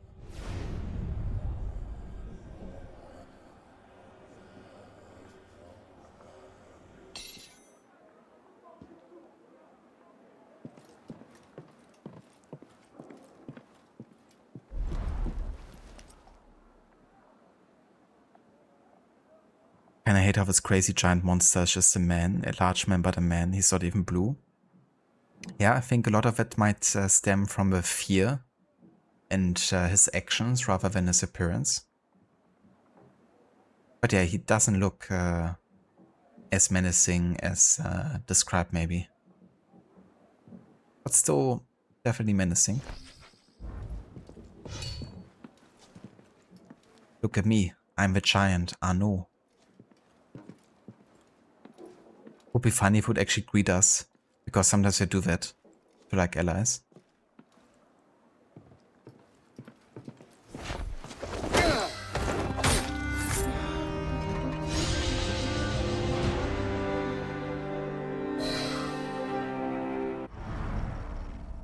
The giant Iscariotte.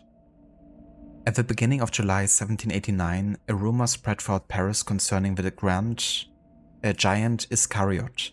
A depiction of a brightly colored character covered in green scales and wearing iron armor with hair made of snakes with gaping blood-red mouths. They're standing out in a crowd and then there's this. He should make for a good assassin really, right? Like hide in plain sight. From time to time, the giant Iscariotte would return to personify other political events, the September massacres, the nationalization of church property, and so forth.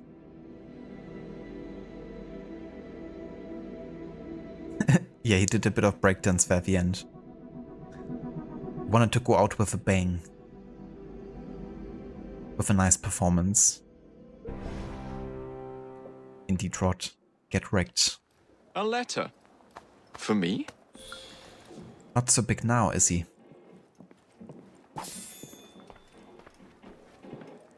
Model could be at least taller than others, but the deaths were in a mad crunch already. That's true.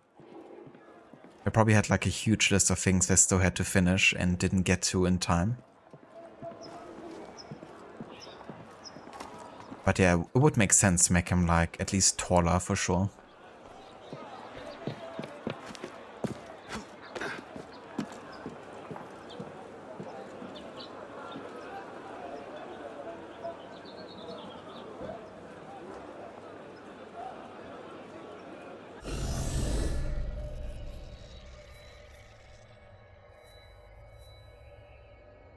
Alright, we do one more mission for today before I'm gonna call it, and that is Bara's funeral, which takes place in July of 1794. And after that point, it's only gonna be main story until we have a main story finished really, but I would do that tomorrow in the morning though, before I have to work. Because then we have like excellent amount of time to finish everything main story related, and the Jacobin Club co-op mission, which also takes place like after the main story ends. And then we also have like a little bit of time to get started on the Dead Kings DLC tomorrow.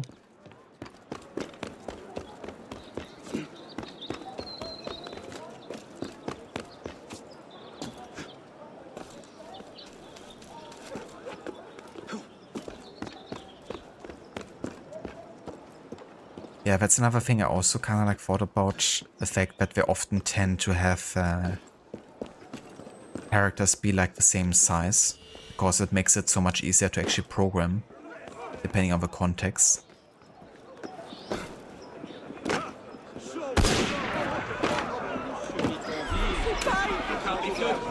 Shit! Where you going? Yeah, exactly, Aura. It's quite time consuming to make animations and movesets and all that. Also clothing, you know, another thing.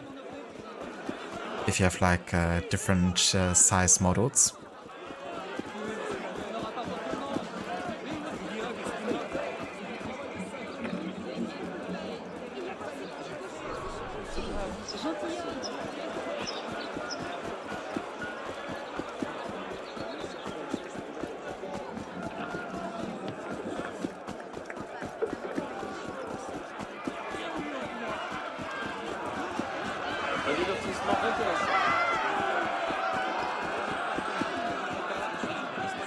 But I have a feeling that all the men are pretty much the same height here, and all the women are also the same height.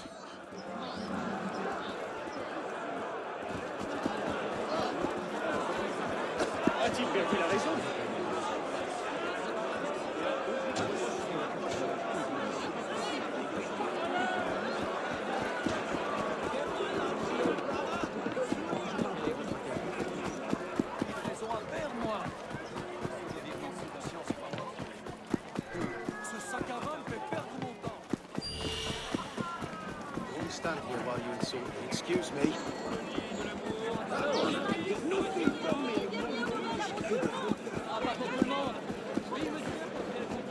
I have to say, to this day, it's so freaking impressive how they created all of these NPCs to walk the streets, and they're all like doing unique things, are uniquely clothed, have like their own kind of like you know, things they're interacting with. Like also some small like NPC to NPC interactions, you know, like couples and stuff. Like these guys walking hand in hand together. Some dude is just stealing like a cross out of Notre Dame.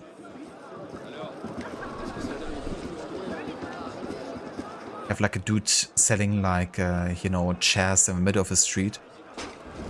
Never mind. He's not selling them. He's throwing them away into the fire, but he's doing that.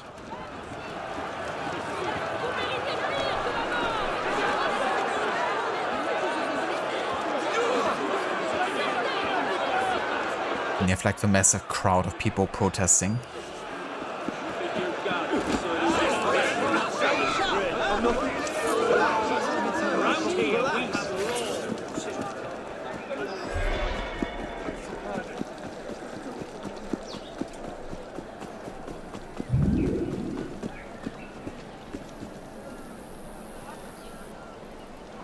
But yeah, that would also definitely make it quite difficult, like you say, Momik. Different action points or different like heights. Reminds me of Origins and Odyssey NPCs, how everyone is doing their own thing no matter where you are. That is true. I quite like that as well, that they also gave each NPC their own, you know, routine and things they were doing each day. I guess in Unity they would just like walk in the loop pretty much, I'm assuming. But it's cool that you can really follow like their, you know, everyday life in Origins, for instance. Il a l'air de s'amuser.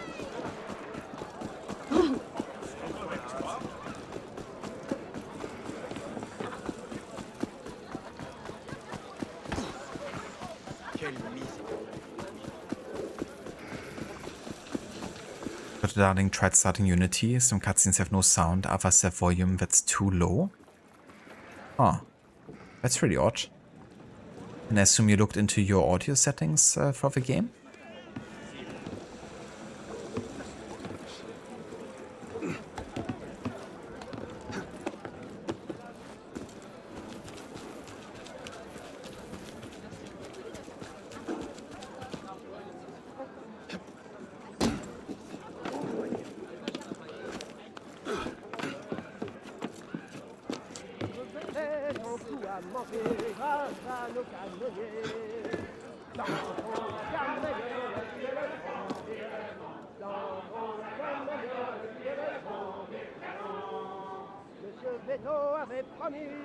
Momik, all the tricks they did with the crowds were really good trade-offs. The common problem with all the urban environments in the game is how empty they are. You personally don't agree with a different approach in RPG games. They seem so absurdly empty because of it. That's definitely fair too. I mean, I like that they, you know, created these like daily routines for each NPC. So it really seems like they are actively living in the world, and that I thought was an improvement. But at the same time, you know, like the amount of crowds you have in Unity and the density of NPCs is really impressive. As if you notice above, they try to stay away from, you know, those kind of moments because they would have plenty of those, you know, possible. But it's probably also a performance thing, you know, like I remember when the game launched, like one of the performance tracking things was the character model quality in the settings in Origins. It wouldn't surprise me if it didn't end up having really dense crowds just because of how demanding it would be. But it's a shame because we haven't really had those kind of crowds since, yeah, Unity and Syndicate, I guess.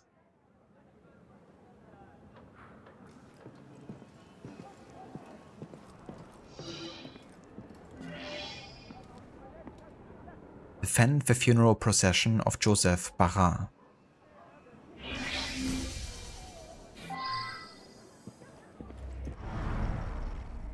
Born on July 30th, 1779, Joseph Bara was the son of a gamekeeper.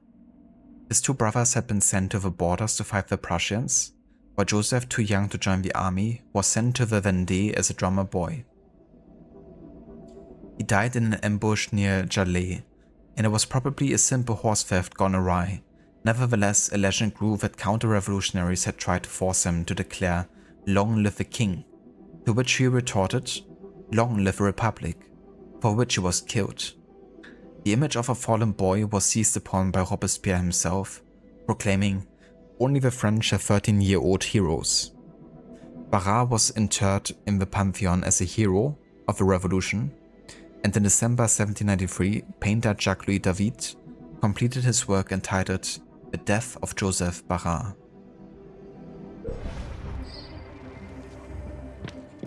So basically just a propaganda tool, really.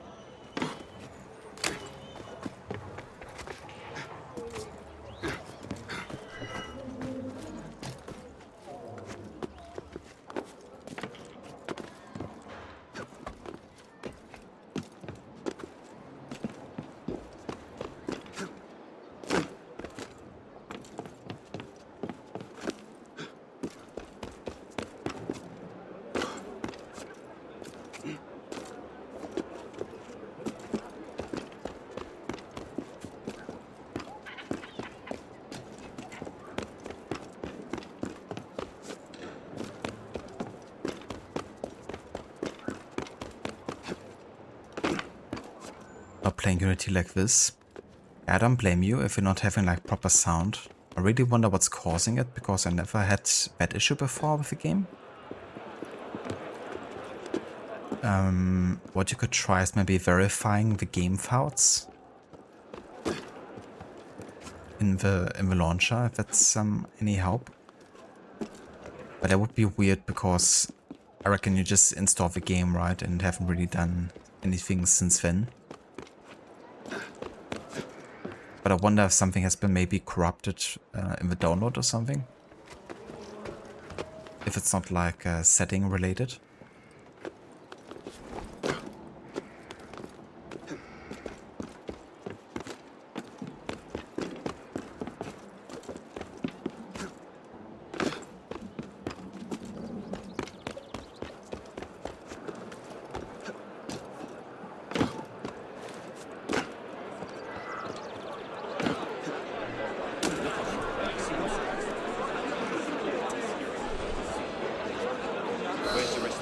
Killed in the ambush. Damn. We're trying to take Joseph Bara's body to the Pantheon, but some bloody royalists want to stop us. I'll help defend you. There's a crowd of people waiting to give respects to this lad. He is a hero of the revolution. We've got to reach the ceremony in time. Let's go. Hello, my friend. I love a vista here. Looking up the street and seeing the panther in the background. What? Okay, I didn't kill an NPC. That was really close though.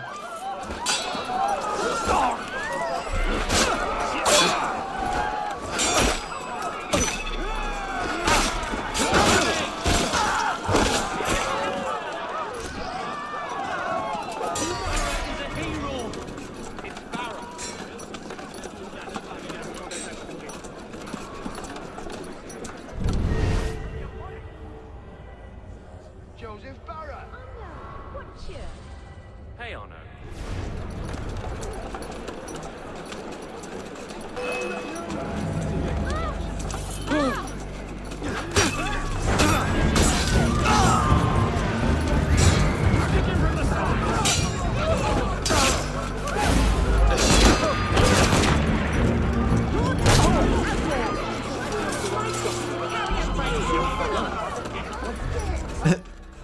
The dude is trapped between the horse and the carriage.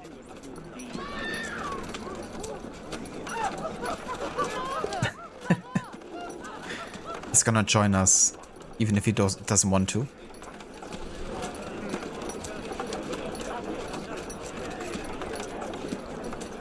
I like how he's doing the wandering animation. It's like, I wonder, how do I get out of this?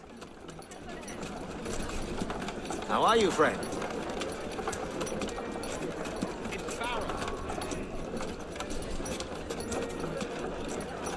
The casket!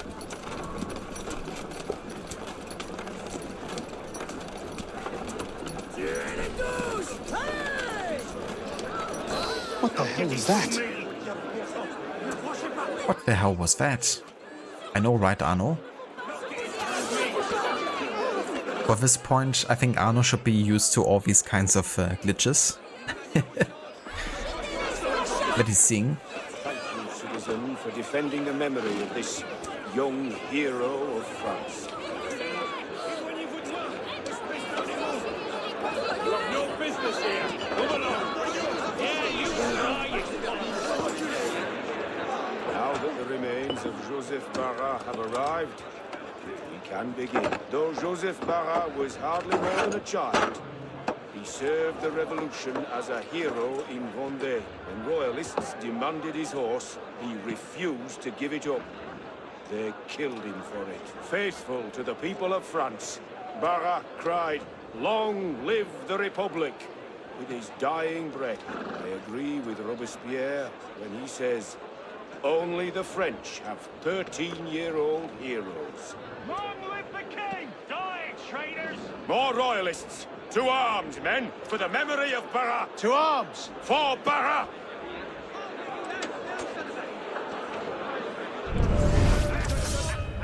So slow! You're like molasses!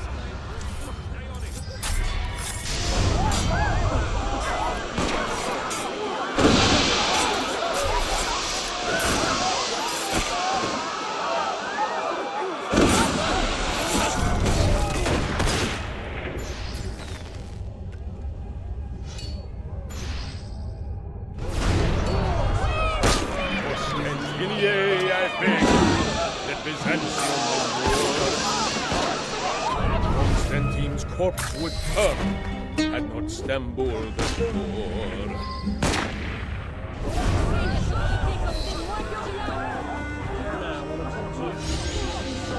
Beautiful.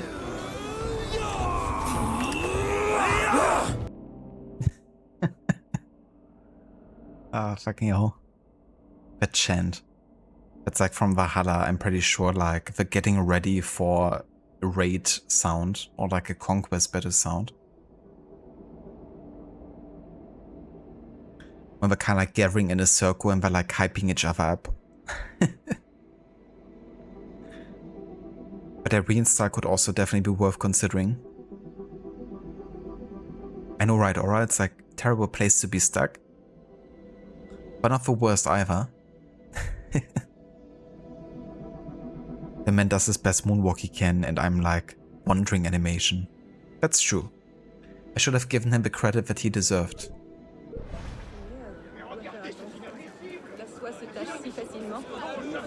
An early Michael Jackson here.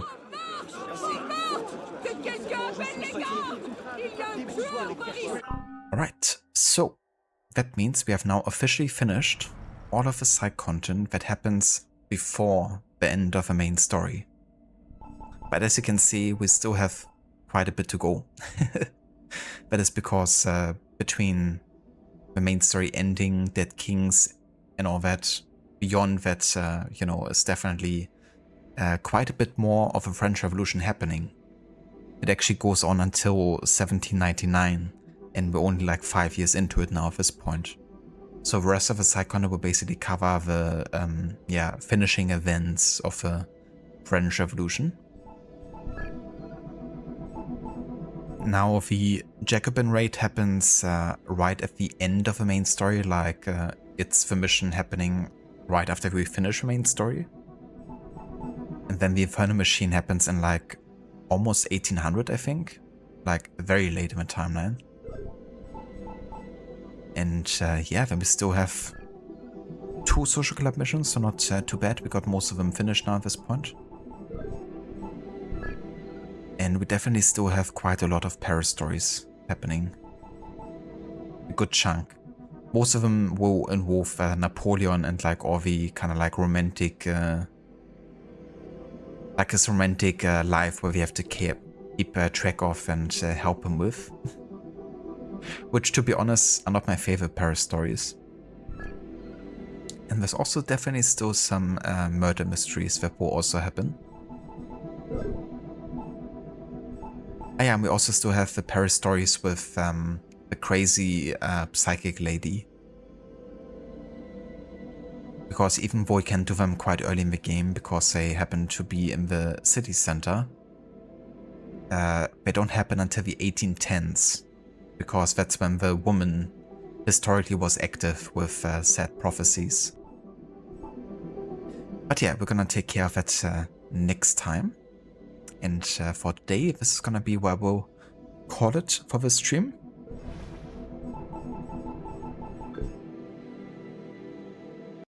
No worries for the stream, Rod. Thank you so much for being here, and thank you also again for the raid. Thank you everyone for joining us today. I really do appreciate it. Thank you also for all the new follows, also everyone who came over from D-World's stream. And yeah, thank you also for the raids at Gisleg and Mistress Memstress as well.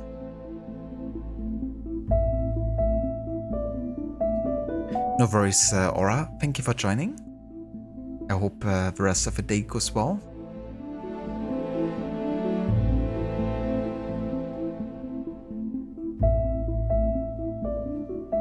That's definitely fair, Dr. Darling. I don't blame you if you don't wanna like do more troubleshooting with it. Sometimes you just wanna boot up a game and you know, want it to work. But yeah, maybe at a later point then.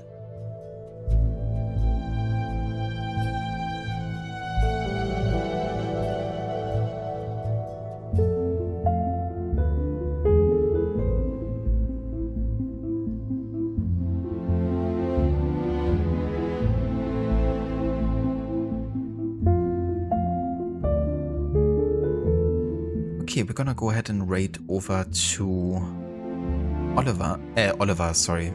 I saw Oliver in chat from Mita. We're gonna raid Mita, who's playing Horizon Forbidden West. It's his first time ever playing for the game. But before we go and raid, we're gonna give some shoutouts first. Actually, I think we're gonna have to skip that today because my shoutouts are still not working, I don't think. Yeah.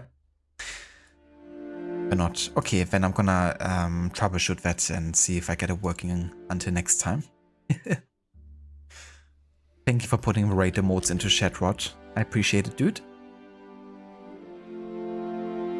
And yeah, if you want to join us with a raid over to Amita, feel free to copy and paste the raid emotes.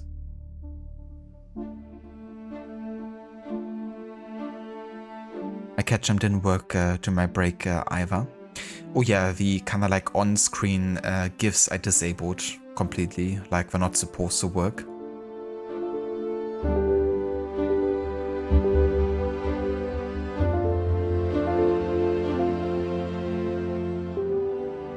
With maybe the exception of crook mode. I'm not sure if that still works.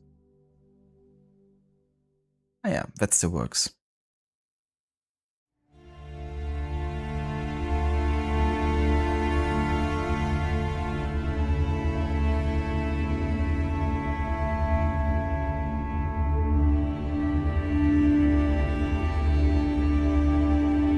Yeah, for sure, Rod. Sometimes it just is like that. But yeah, I hope you have a good rest of your evening, night, or maybe morning already at this point. Thank you so much for joining, and I'm gonna be back tomorrow morning, bright and early, to finish the main story, and depending how it goes, we might also start with the Dead Kings DLC. Until then, catch you guys next time.